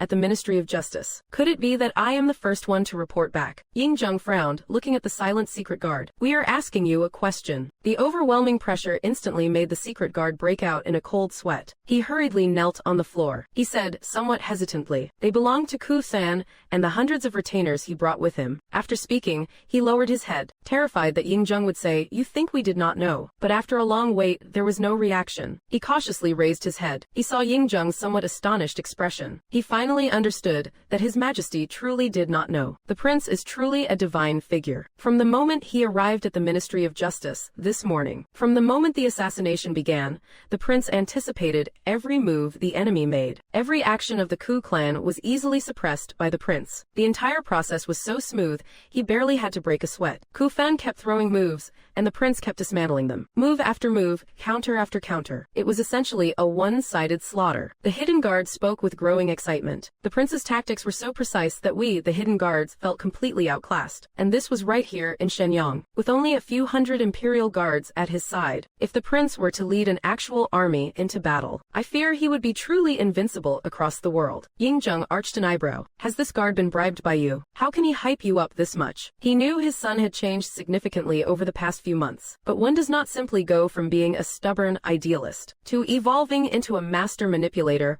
with a heart as deep as the ocean. You mean to say the Ku clan has already been smoked out by Ying Zan? The hidden guard hurriedly replied, precisely, sire. More than that Ku Fan tried to take the prince hostage, but the prince easily executed him with a hidden sleeve crossbow. Now the Ku clan has no way out. They have retreated to the southern district of the city, joining forces with other old nobles for a final stand. Ying Zheng nodded slowly. It seems Meng Yi has executed his orders perfectly. Now that the anger has been vented, this matter should end here. These nobles, if united, could become quite a headache. Great Qin has just been stabilized. Killing them all is simply not realistic. I suppose I must handle this personally. Ying Zheng spoke while ordering someone to fetch his long unused Lulu sword. Outside the courtyard where the Ku clan was entrenched, you brushed past Zhang Han's attempt to stop you and walked to the gate alone. I am here. Tell Ku Jing to come out. The servant glared at you and sneered. HMPH. You want to see the young master? Stay right there and wait. Such arrogant words caused those behind you, Zhang Han and the imperial guards, to glare with burning rage. Yet you merely waved your hand, unbothered. Except the bloodshot veins in your eyes became increasingly visible. Ku Jing was currently sitting in the center of the main hall. A woman full of seductive charm, wearing loose robes, sat in his lap. Ku Jing looked at the reclosed doors. He gritted his teeth,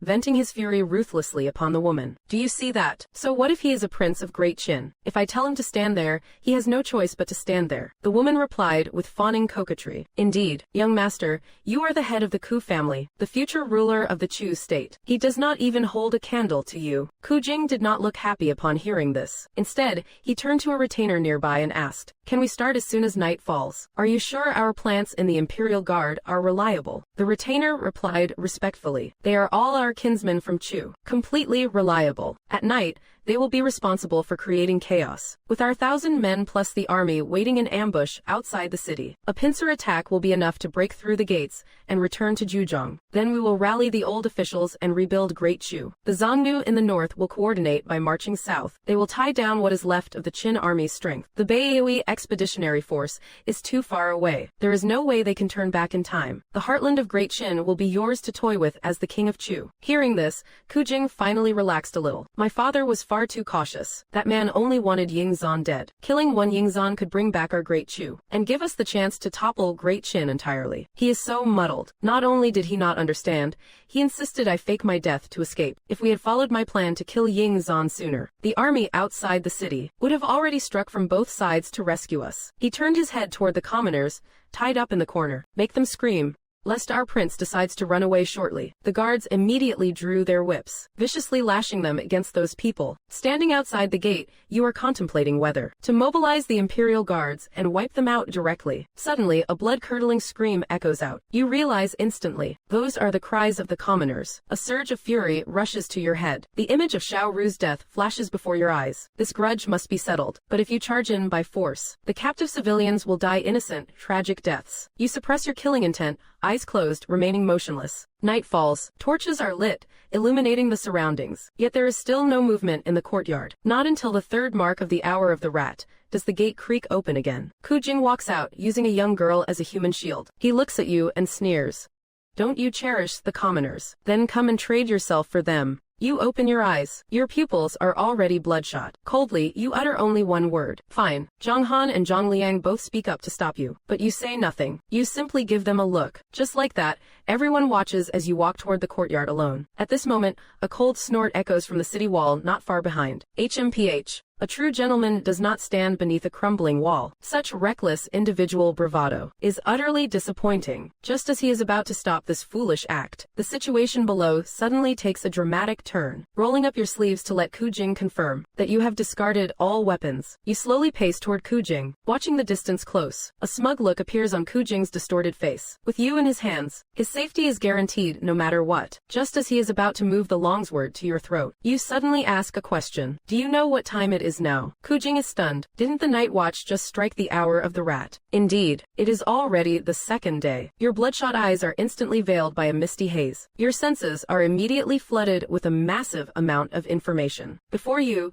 Ku Jing is trembling with excitement, and you can clearly observe the movement of every single muscle. With a bend and a duck, you dodge the longsword. Ku Jing instantly loses his composure. He exerts force on his wrist, trying to thrust the sword down into your chest. But the moment his wrist moves, you shift your body sideways. It is like a sword dance rehearsed to perfection. This move leaves everyone bewildered. Even the one on the city wall is dazed. Now for the third time, Ku Jing swings the sword and you still dodge it. He finally begins to panic. He wants to pull the sword back, to hold it against the girl's neck, to threaten you again. But as the sword is retracted, you bend your index finger and use the knuckle to strike hard against the nerve in his elbow. Instantly, Ku Jing's arm loses all sensation. Your elbow follows the momentum upward, smashing violently into his face. Ku Jing's head spins as the longsword falls. With a swift motion of your left hand, you catch a new blade. Blood spatters from the left arm that was holding the hostage. The intense pain finally jolts Ku Jing awake from his dream. Fear completely takes over his mind. He scrambles and crawls, trying to flee backward. Behind him, the vast courtyard is packed with 1,000 retainers. They and the imperial guards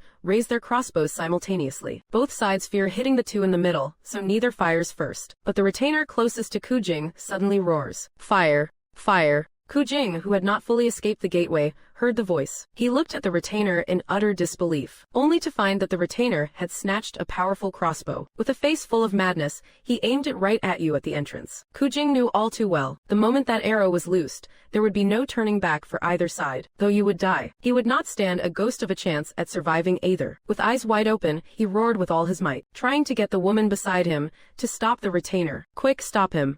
But the woman suddenly flashed a sinister, wicked smile. She also seized a heavy crossbow, aiming it expertly at the main gate. Ku Jing fell into total despair. Ordinarily, a woman would never even touch a crossbow in her entire life. But this woman, who appeared out of nowhere, this stunning concubine married to his father, was so skilled with a weapon. She was absolutely no ordinary woman. Now he finally understood why his father, after marrying her, never once laid a finger on her, and always warned him to keep his distance. But it was all too late. The instant the bowstrings twanged from high above, the imperial guards began to rain fire back into the courtyard. The scene descended into instant chaos. A dense rain of arrows whistled madly within the confined space. People fell one after another, like wheat before a scythe. The rest of the commoners were instantly slaughtered, to the last man. The moment you saw the enemy's finger tighten, you had already made your move before the trigger clicked. Grabbing the girl, you rolled to the side. Despite your lightning-fast reflexes, an arrow still managed to pierce through the girl's thigh. The girl did not make a single sound, not until you dragged her to cover. Behind a corner, did she collapse to the ground in agony. Looking at the girl bleeding out, your eyes turned bloodshot, unable to suppress the fury in your heart any longer. Hidden guards, get out here, all of you. Kill them all, leave no one alive. That roar was raw, hysterical, and filled with bloodlust. Far off upon the city walls, Ying-jung clenched his fists tight. He did not know if you were wounded or not. Beside him, Meng Yi heard the commotion and hurriedly looked at Ying-jung, only to be harshly rebuked. What are you looking at me for? Have you gone deaf? In the next heartbeat, an endless line of torches flared up along the city walls, turning into a fire dragon that illuminated the entire southern district. Atop the gates, and across all the surrounding rooftops, there was a dense, swarming mass of soldiers, all clad in black and armed with the finest weapons. Their numbers were nearly in the tens of thousands. Without a single word of nonsense, the Great Qin once again showed the world its powerful and bloodthirsty side. Even in the dead of night, you could feel the moonlight being blotted out by the rain of arrows. The once chaotic scene in just a few breaths fell into a chilling silence. You were stunned, in your perception. A high-density mass of projectiles just now, carrying immense pressure, had ruthlessly hammered every single corner of the courtyard. The courtyard that was once crowded with enemies. The vibrations of life were now nearly non-existent. You stood up. After confirming there were no more ambushes,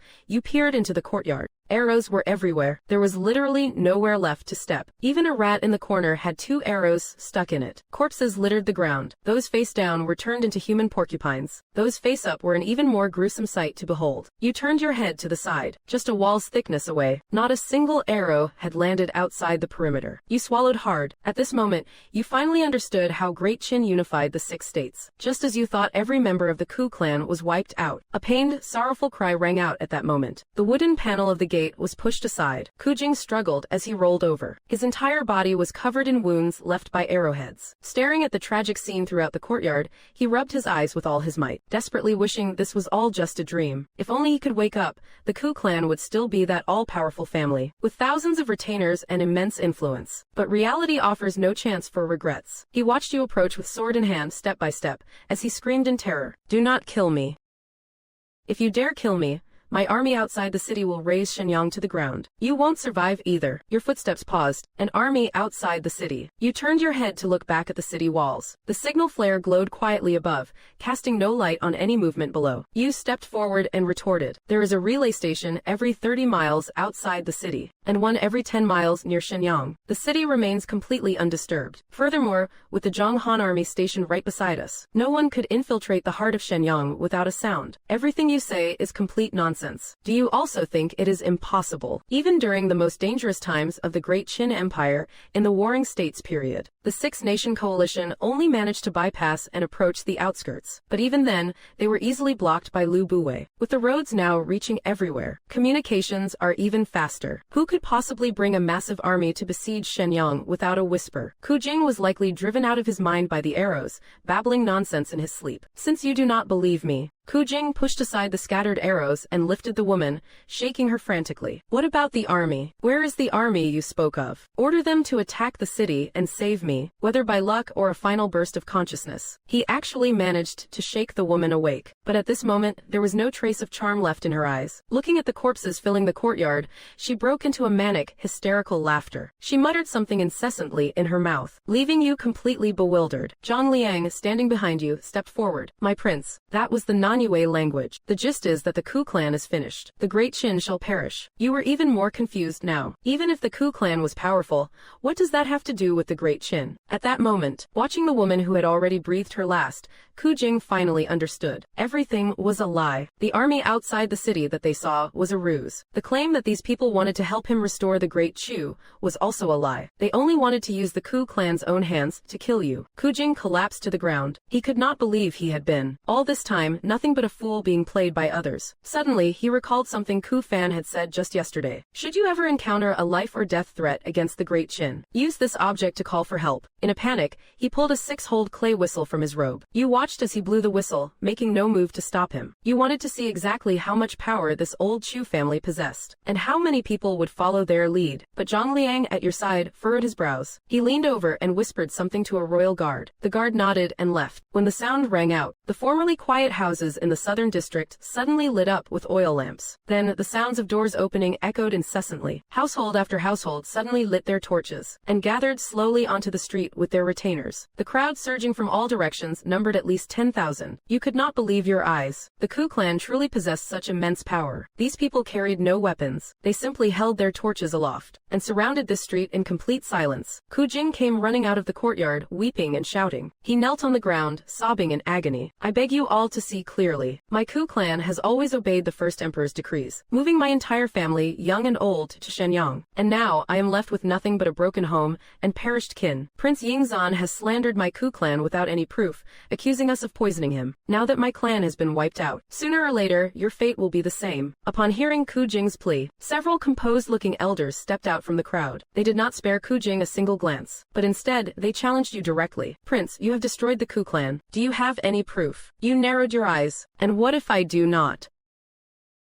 The two elders did not let this provoke them into a display of outrage. Instead, they replied with an expression of stoic calm. If you have evidence, bring it forth for us, the nobles of the old states, to see. If it is solid proof, you punish the Ku clan, and we would have nothing to say. But if you have none, then you cannot execute Ku Jing. To kill him now would be an act of wanton tyranny against the old nobility, regardless of whether this is your intent or His Majesty's. Such conduct is something we cannot endure. Since we are destined to be slaughtered sooner or later, we might as well end it here. Today, tens of thousands of my comrades stand here, waiting for the prince to strike. But once you kill us, the world will surely rise in revolt. The Great Qin will surely fall to pieces. Hearing this, everything finally became clear to you. The Ku clan has long ceased to be led by Ku Fan. In the shadows, it is already under Ku Jing's control. And the two who helped him seize control of the Ku clan are both from Beiyue. Ku Jing, a man lacking the bigger picture, has been brainwashed by them, lost in the delusional dream of the Ku clan rebuilding the Chu state. He is naive enough to believe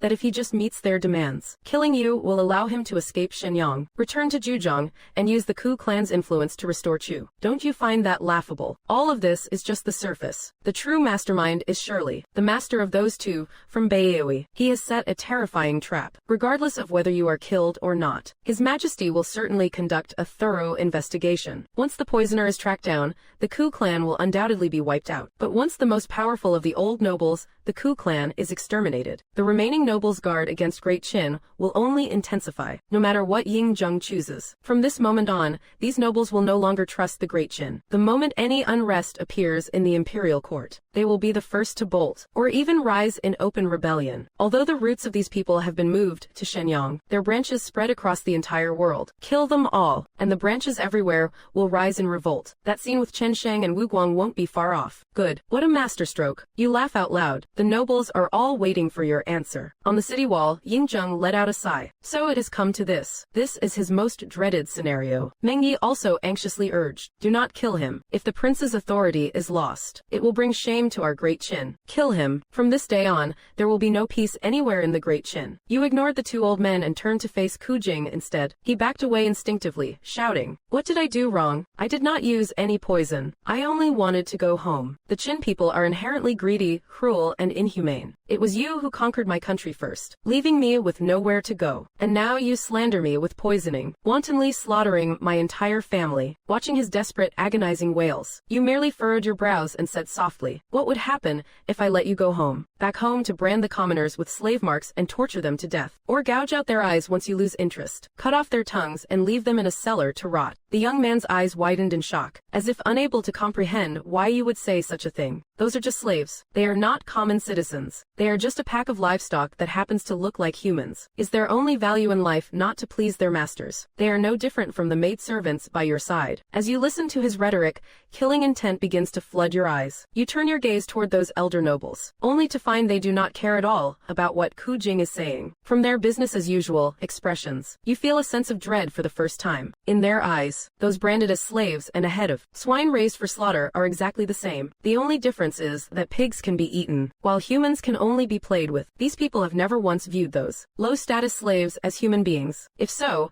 how much better could they possibly treat the commoners? Everything you have experienced today makes you feel utterly disgusted, by this absurdity. You no longer have the energy to argue with Ku Jing. For a moment, you even lower your once proud head. Seeing this, the nobles grow excited. Could it be they are about to emerge victorious in this confrontation? Beside you, Zhang Han's eyes look ready to burst with rage. The enemy is right before him, yet he cannot kill. Zhang Liang narrows his eyes slightly. Upon the city walls, the emperor clenches his fists tightly. Meng Yi breathes a sigh of relief, yet feels a flicker of disappointment. He was still wondering if this extraordinary prince would perform some kind of miracle today. Swing! A sword flash glints by. No one expected you to swing your sword with absolutely no warning. Under the glaring eyes of the nobles, Ku Jing's head rolls across the ground. The two elders, standing at the very front, cannot believe that you actually killed Ku Jing without offering any justification. Their entire bodies tremble as they finally erupt in fury. Fine. Slaughtering a nobleman without cause. You are destroying the Great Qin. Did everyone see that? The Prince of Qin wantonly slaughtered 1,000 members of the Ku clan. Such tyrannical behavior will surely lead to our downfall. Today, we stand here so all the people of the world can see. This cruel scene demands that the emperor comes out to give us an explanation. Otherwise, no one shall leave this place. Just then, an imperial guard suddenly marches a prisoner to the center. Then, with a kick, he knocks the prisoner to the ground. Speak. The prisoner lowers his head and mumbles a sentence. It was Ku Jing who gave me the money. He told me to lie in wait at the gates of the legal bureau this morning to assassinate Prince Yingzan when the palace carriage arrived. He also said once Yingzan was dead, we would overthrow Great Qin. And after rebuilding the Great Chu, he would grant me a high rank. The guard delivers another heavy kick. Louder. The kneeling man could only look up and shout it all once more. The voice echoes throughout the southern district. The two elders, however, refuse to believe it. Now that Ku Jing is dead, who knows if this is true or false? Do you think you can just drag anyone here and have them say whatever you want? At that moment, from among the commoners in the distance, a voice suddenly rings out from a house. What he said is no lie. I saw it with my own eyes this morning. Following that, a dozen more voices rise up. That is right. We were heading to the market this morning and saw that scene ourselves. The intermittent voices leave the elders completely speechless. You do not pay them any mind. Instead, you bow toward the direction of the voices. I, Yingzan, thank the citizens for their testimony, but there is no need to say more. These people are not even worthy of an explanation from me. Bringing this man here was merely to let all of you understand that my Great Qin is ruled by law. We will never show favoritism toward any nobleman. Likewise, no commoner shall be wrongly punished. Within the borders of my Great Qin, everyone stands equal before the law. From now on, should there be any further instances of arbitrary abuse or murder of slaves, or the senseless reduction of the Great Qin populace, it shall likewise be punishable by death. As these words were spoken, whispers erupted from the dark alleys nearby. I told you, the prince's reputation for benevolence is well earned. How could he have wiped out the entire Ku clan for no reason? There was clearly a justified cause. Prince, you did well. Deafening cheers erupted throughout the city of Shenyang. Some people did not even know why they were shouting along. Does this scene move you? That is the old Qin people showing their support for their own, coming back to your senses. You looked at the two embarrassed elders who were about to leave. The two men spoke with icy expressions. Did I give you permission to leave? The two elders had no choice but to bite the bullet and bow, since the prince had his reasons for acting. We shall not interfere any further. But you let out a cold snort. Do you think you can just walk away after saying that? The group of men in front glared at you with rage. The Ku clan has been wiped out. What else do you want? You did not answer, instead pointing to the courtyard nearby. Drag them all out. I want them interrogated. What are the names of the children in that dungeon? Everyone was stunned. What does that have to do with the courtyard next door? Zhang Han, however, did not hesitate. He kicked the front door open, only to discover 100 people inside, dressed as servants of the Ku household, women and elders. The imperial guards brought in the scorched bodies after they were untied, and forced the relatives of the Ku clan to come forward one by one and identify them. What is her name? No one could say. You also did not expect them to recognize them. While arranging for the girl to be taken for treatment, you said coldly, if you do not know, then execute them. The imperial guards executed the order without hesitation. As one by one they were beheaded, the people of the Ku clan finally began to call out names. But you did not care. Let them all identify her. Once they identified her, they were dragged aside and given some food. The rest of the crowd saw a glimmer of hope. Those who remembered names started speaking up, right or wrong. Everyone who knew anything scrambled to talk first, thinking that this would serve as atonement for their crimes. After they finished debating,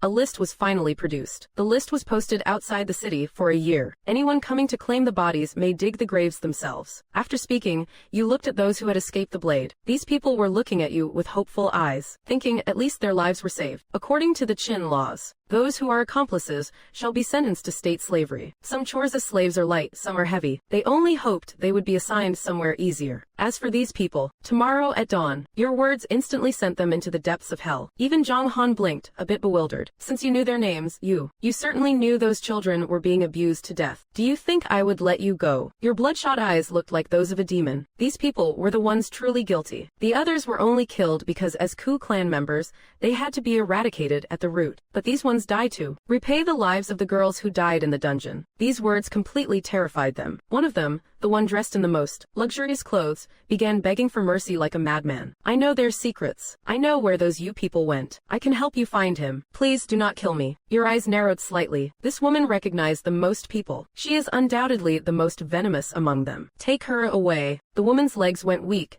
and she let out a heavy sigh of relief. The onlookers felt helpless. To find the mastermind behind this, they could only let her live a little longer. Tomorrow, boil her alive. The cold words left everyone stunned. This ultimate plot twist caused the woman to break down completely. Zhang Han's jaw dropped in shock. My lord, how will we track down the mastermind then? Do you think the Great Qin's hidden guards are just for show? The hidden guards must have already uncovered most of the details. Otherwise, Ying Zheng would not be so relaxed about letting me run wild like this. With this, the Ku clan is completely wiped out. This matter has finally come to an end. Those nobles watched you with wide eyes, helpless as you slaughtered the entire Ku clan. Hatred has already taken root in their hearts. You actually knew it all along. From the moment they stepped onto the street, they were no longer one with Great Qin. Even the slightest future disturbance could turn them into a hidden threat. So, you never had any intention of letting them off the hook. Watching the nobles who were trying to leave again, you spoke coldly. Did I say you could leave? Suddenly, everyone was frozen in fear. What else do you want to do? Kill us all. Just wait and see if our branch families won't overthrow Great Qin. You will meet your end sooner or later. It seemed like tonight was just too much stimulation. One of the elders actually lost all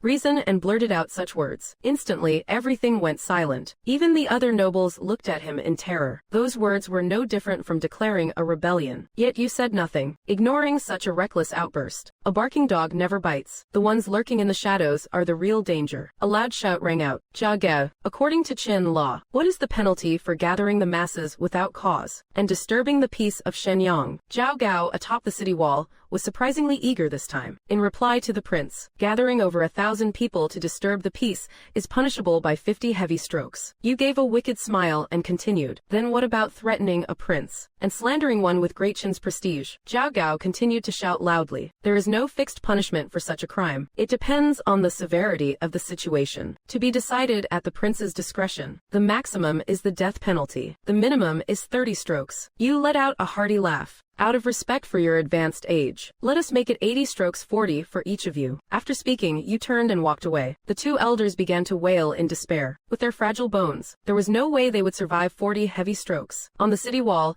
Ying Zheng was very satisfied with the show. Meng Yi, you have done a fine job. With just a little guidance, this boy has performed so brilliantly. Truly, my son. Very good indeed. Meng Yi, however, was secretly complaining to himself. This is more than just very good. He played the entire Ku clan like a fiddle in the palm of his hand. Though a massive conspiracy has not been fully dismantled, he has publicly crushed them and intimidated everyone. Others might not know who that prisoner shouting, "The Ku clan is guilty" was. But how could Meng Yi not know? Early this morning, Zhang Han ran to the imperial prison and pulled out a death row inmate. Who knows what kind of compensation was promised to his family? He voluntarily rushed to the gates of the Ministry of Justice, wielding a bone cleaver just to put on a grand performance. From the very start, the prince intended to proceed even without evidence. The Ku clan never stood a chance of survival from the beginning. Their fate was sealed the very moment Xiao Ru died. This morning, Meng Yi was still scratching his head over your motives. He did not expect it to be a total annihilation of the Ku family. It is fair to say you predicted everything the hidden guards saw.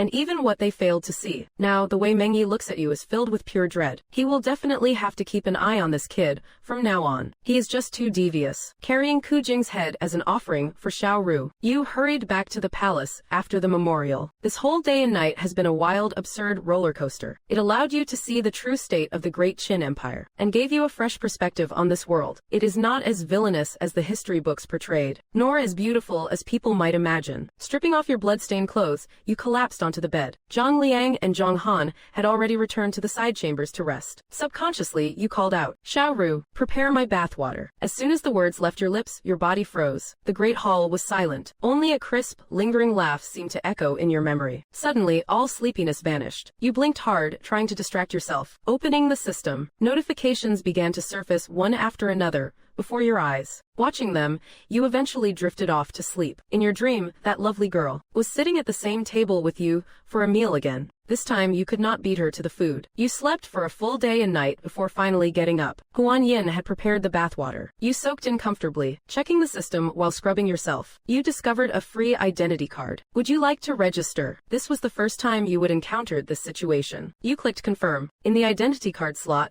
a new item appeared. A card printed with the girl's face. It was even labeled with the attribute maidservant. You were slightly stunned. Wait, this works too. Was it because the girl saved last night felt so much gratitude? So the system can actively register those loyal to me. You continued scrolling down. Notification. Long-term progression mode activated. Event. Prematurely triggered the conflict with the nobility of the 6 states. You thought for a moment. A huge reason for the collapse of Great Qin was the restoration attempts by these 6 states' aristocrats. Perhaps your actions yesterday have already impacted a key turning point in Qin's downfall. But for now, the rewards are what matter most. As the host triggered the class conflict early, the fate of Great Qin has been significantly altered. Reward: 3 gotcha draws and 1 sudden premonition. Sudden premonition predicts 1 fatal crisis. You gasped in surprise. Holy cow, isn't this basically an extra life? You could not sit still any longer. Now that the bonus rewards are out, I would better draw the cards while the system is in a good mood. You quickly tidied up and ran out. You wanted to go to the Imperial Guard camp to check the Ku family assets seized yesterday. That is a massive fortune. Just as you stepped out, you saw Zhang Liang and Zhang Han playing go under the ginkgo tree. Without disturbing them, you licked your lips and eagerly walked out of the courtyard. Zhang Han heard footsteps. Seeing you heading out, he quickly stood up to follow, but was stopped by Zhang Liang, who gave him a side eye. The prince is going to check his loot. Why are you tagging along? Just get back to the game. Zhang Han's lips twitched as he picked up a black piece and placed it casually on the board. It was a move that would immediately capture a large cluster of Zhang Liang's white pieces. Zhang Liang hurriedly reached out to stop him. Wait, I was so busy talking to you that I did not see that coming. This move does not count. Let us take it back. Zhang Han closed his eyes silently, resisting the urge to snap. Thinking, do you really think I wanted to go out with the prince? Thinking, I simply do not want to play with a sore loser like you. The prince seems to be in a much better mood now. Why did not you tell him what is on your mind? Zhang Liang nodded while pondering his next move. Let us give it a couple of days. I will wait until his spirits are truly lifted before mentioning it. After all, he is only in his teens. What he has witnessed these past 2 days is indeed quite cruel for someone his age. Zhang Han, however, begged to differ. Your strategies are indeed brilliant, sir. Whether it was the act performed by the prisoner or the hidden sleeve crossbow you prepared for the prince, they both played a crucial role. But you should not underestimate the prince. He had me contact the Imperial Guard in advance. He easily saw through Ku Fan's fake death. Even when Ku Jing used the civilians as shields, he remained as cool as a cucumber. He defused the crisis all by himself. And then he managed to flush out every single member of the Ku clan. That is not something an ordinary child can do. Zhang Liang looked at Zhang Han in surprise, then gave a knowing smile. What are you worried about? No matter how clever my schemes are, they would be useless if the one executing them was not up to the task. If the prince had not seen through the fake death, the crossbow and the guards would have never been used. If the prince did not possess such a commanding presence, then no matter how sincere that prisoner sounded, would the people have really believed him? Without the prince, my plans would be nothing but empty talk. Hearing this, Zhang Han finally breathed a sigh of relief. He actually liked Zhang Liang quite a bit. Despite being a terrible chess player, the man was decent enough. Zhang Han just could not forget the words Zhang Liang said during their very first meeting. He had always felt that Zhang Liang harbored a hint of wariness and condescension toward the prince. Now that Zhang Liang had spoken his mind, Zhang Han could finally relax. Amused, Zhang Liang urged him, "It is your turn. Hurry up." In a good mood, Zhang Han casually placed another piece. He was about to sweep away half of Zhang Liang's white pieces. Suddenly, Zhang Liang's expression turned serious as he changed the subject. However, the prince still poses some questions. Zhang Han snapped his head up, looking at Zhang Liang warily. How exactly did he see through the fake death plot? And why did Ku Jing act so bizarrely when saving that girl? It was almost as if he was playing along with the prince. And finally, how did he judge so easily that the hidden members of the Ku clan were in the neighboring yard? That kind of hiding in plain sight logic did not even cross my mind. It is truly strange. Zhang Han glared at him with annoyance. He thought Zhang Liang was actually doubting the prince again. But when he looked back at the board, the black piece he had just placed had somehow turned into a white one. With this trick, Zhang Liang successfully escaped certain defeat. He had the audacity to grin and rush his opponent. Come on, make your move. Zhang Han's mouth twitched. He rolled his eyes so hard they almost disappeared into his head. Arriving at the Imperial Guard barracks, you rush straight into the warehouse. Under the lieutenant's lead, a room filled with golden splendor is opened. 3 large chests, containing a full 1,000 pieces of gold. The dazzling golden light almost blinds you. You plunge both hands in, stirring the coins wildly, savoring the rush of becoming filthy rich. Suddenly, the lieutenant mentions that the Ku clan had clearly already transferred the bulk of their wealth away. Otherwise, there would be much more than this. You are left staring in stunned silence. This is a full 1,000 bars of gold. Yet you are telling me this is just what the Ku clan left behind as spare change after moving their assets. Indeed, the wealth of these capitalists is beyond the commoner's wildest dreams. But then, your eyes suddenly widen in fury. You realize that if the enemy had not taken most of the fortune with them, you would have enough money to last 10 lifetimes. It must be that damned you person who took it all. Even if I have to chase him to the ends of the earth, I will catch him. Seeing you in such a rage, the lieutenant tactfully did not mention that the Ku clan's remaining real estate and properties were all seized directly by the national treasury. He feared if he told you, you would throw a total tantrum or go off the deep end. After rewarding the lieutenant with a few gold cakes, the 3 chests were safely brought back to the embrace of Yude Palace. Sitting amidst the pile of gold, you indulge in the kind of joy you have not felt in 2 lifetimes. After enjoying the vibe for a while, you remember that you have some gacha cards to pull. Open the system, adding the leftover chance from last time when you were broke. You can pull 4 times now. With a face full of anticipation, you open the card vault. Successfully pulled an identity card.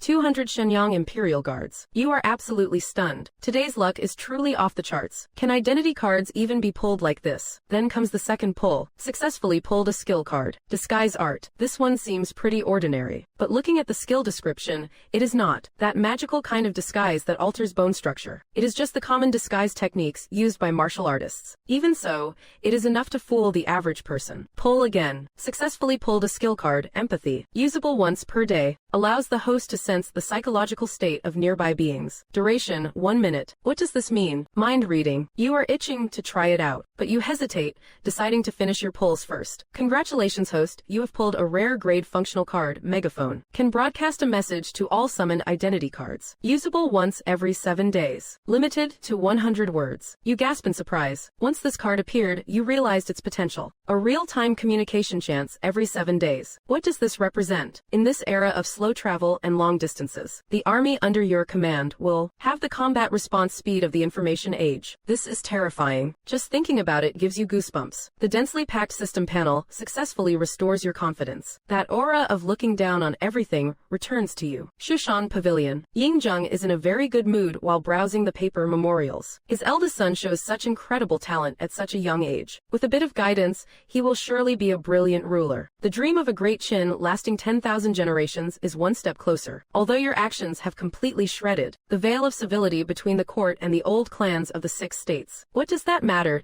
to this eternal emperor? Previously, he maintained stability to slowly assimilate them through peace. In 2 generations, the world would forget the 6 states. The longer it is delayed, the more beneficial it is for Great Qin. But if they do not know what is good for them, forget the mere Ku clan. Even if all 6 states rose again, so what? At worst, he will just sweep through the 6 states once more. If they dare to stand up, he dares to slaughter them all over again. Ying Zheng recalls the imposing manner you showed when you said cooked at the end, and he likes it very much. You truly have some of my royal style. Then he suddenly thinks of something. He turns to look at Zhao Gao, who is waiting nearby. Zhao Gao, what do you think of Ying Zan's performance this time? Zhao Gao hurriedly bows with respect. In response to your majesty, your servant believes the prince's wit and foresight this time were extraordinary. He not only easily intimidated those old nobles, but also won the hearts of the common people. His actions against the Ku clan were decisive and ruthless, without a moment's hesitation. No one could have handled the situation better than the prince. Despite his young age, the prince already already displays the majestic aura of your majesty. He truly possesses a talent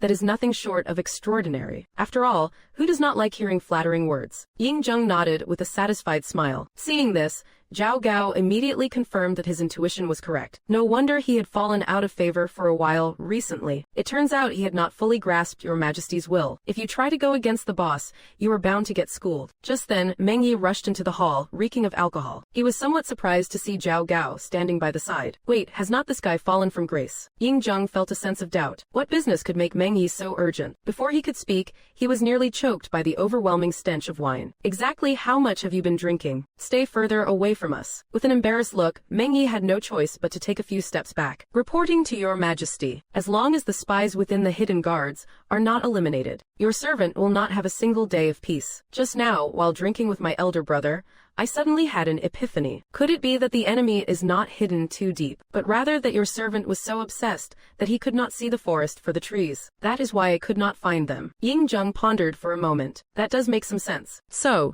what do you intend to do? Therefore, your servant wishes to request outside assistance. Ying Zheng nodded in agreement with Meng Yi's idea. The hidden guards were established by you and us in the early days. Except for a few close ministers, no one knows of their existence. They are clever too. They all keep their mouths tightly shut about this. Now, if you want to select someone to help you, you must vet them carefully, lest you fall into someone else's trap within a trap. Meng Yi deeply agreed. This was the very reason he had always been reluctant to let others intervene. A single bug is easy to find, no matter how deep it hides. But once there are two bugs covering for each other, one will never be able to find out how many more are lurking in the depths. Your Majesty is wise. That is why your servant has found a candidate whose loyalty is beyond any doubt. Ying Zheng was slightly taken aback. Surely Meng Yi is not planning to drag Meng Tian into this. That won't do. Meng Tian is the bedrock we placed within the military faction. He is the foundation of the state. He cannot be reassigned lightly. Just as he was about to refuse, Meng Yi spoke up unexpectedly. He uttered a name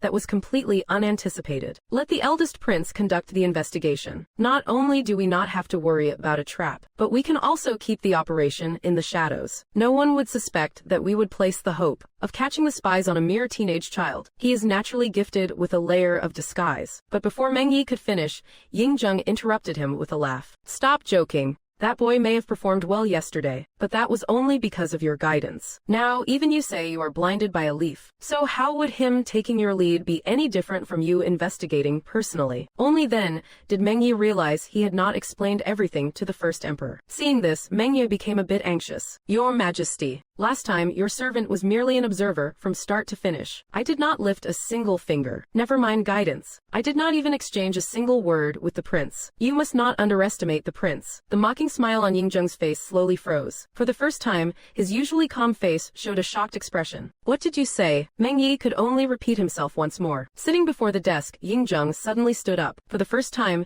his expression turned solemn. With his hands behind his back, he walked to the door. He gazed at the rising moon and the setting sun that showed no sign of descending. Still unable to believe it, he turned back to question further. Are you saying Ying Zhan was just messing with me yesterday? That he took only 2 aides to the law enforcement department to put on a show, and then saw right through Ku Jing's fake death inside the office? That he personally executed Ku Fan, and then proceeded to win over the common people, intimidating tens of thousands of nobles single-handedly? All of these actions, were they all conceived and executed by him alone? Meng Yi nodded firmly. Ying Zheng turned around, looked at the sky, and took a deep breath. After a moment of silent reflection, he suddenly burst into laughter. Good. What a magnificent brilliance like the sun and moon. Seeing Ying Zheng's delight, Meng Yi decided to strike while the iron was hot. The prince's wisdom in half a day rivals months of hard work by the secret guards. If I could have the prince's assistance, I am afraid your humble servant could root out the spies in no time, and regain control over the northern situation. It is just that I lack the influence, and might not be able to persuade the prince to help. Your Majesty, you must be the one to step in. Ying Zheng laughed heartily, waving his hand dismissively. I have raised him for over a decade,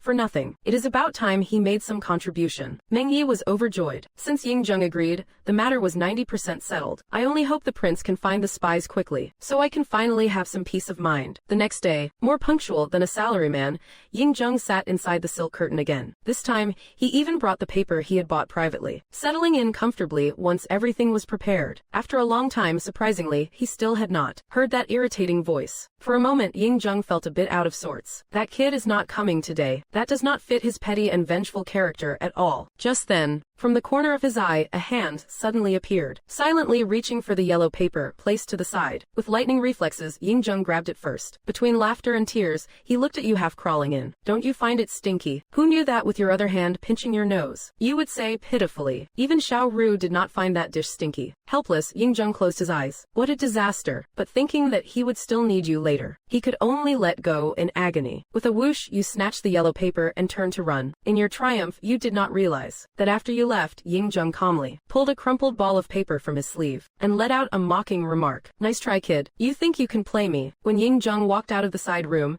he gave an order to the nearby guard. Go. Call that boy back for dinner. Clutching the papers, you strolled leisurely toward the palace gate, handing one out to everyone you saw on the way. It did not take long to finish distributing them to the servants. With empty hands, you felt a bit awkward, so you pulled a gold ingot from your robe to fiddle with. The smooth texture made it hard to put down, but as soon as someone passed by, you hurriedly hid it back. You knew full well that flaunting wealth invites trouble. It feels so good to be rich. You were so happy last night that you literally slept on a pile of gold all night. You did not even have time to test your skills. Today, I will head out to the Ku Pavilion and try out those skills while I am at it. However, before you could reach the palace gate, you heard a breathless voice calling out from behind. Prince, oh Prince, please stop running. His Majesty summons you. You let out a cold snort. Do you take me for a fool? Not going. The guardsman who chased after you was so winded, he could barely catch his breath, but he still quietly tipped you off. His Highness looked a little embarrassed. Minister Meng is there as well. Seems like they are calling you over for something good. The moment you heard that, your eyes darted. If it were just to punish you,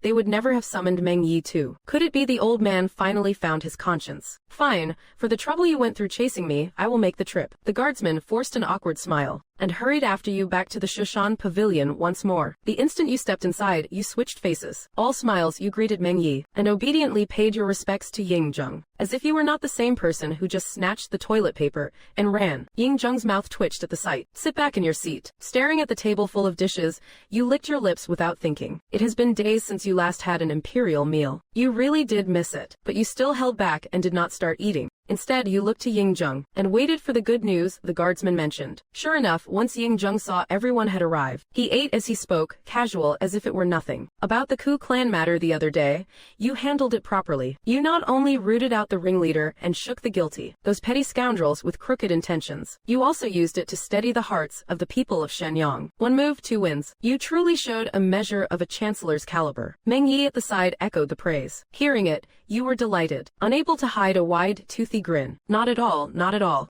It is all thanks to Father guiding me well, and thanks to Uncle for cooperating. What is going on today? This was the first time Ying-jung had praised himself like that, and it had you floating a little. Wait, first time, a sudden alertness washed over you. Something is off. Even when you won with the Baiyue campaign proposal, Ying-jung never praised himself like this. And you noticed that although Ying-jung was the one speaking, everyone in the hall kept their attention on you. Since when does that make any sense? Sure enough, the next moment Ying-jung changed his tone. You are comfortable now, but the soldiers who followed you suffered for it. You looked confused. Before you could even ask, Meng Yi explained. In the past, when soldiers were dispatched on extra assignments, the court would issue some reward money. The other day, when I cried out that the prince was attacked, everyone rushed to be first, eager to vent your anger for you. To cooperate with your highness, we mobilized tens of thousands at once. Some even lay hidden on rooftops and in trees for hours. In the end, we truly did help your highness. The soldiers were very happy, and of course they had no complaints. It is just that, I fear that next time, if anything happens to your highness, it may affect their enthusiasm. How could you not hear that he was pointing at you? You thought it over in silence. He was right, you really had not considered that. You cannot let the soldiers feel like following the prince means 3 days starving and 9 meals missing. You pondered for a moment, and decided you should take some from your own private funds to reward the soldiers. They truly worked hard. Then I will give out 100 taels of gold as reward to the soldiers. Uncle, what do you think? Who knew Meng Yi would flick his eyes uncertainly toward the first emperor? Right then, voices suddenly came from outside the hall. Zhang Liang and Zhang Han. Startled, you turned your head and saw the two of them carrying your gold chest inside. Alarm bells went off in your head. Oh no, this is a butchering block.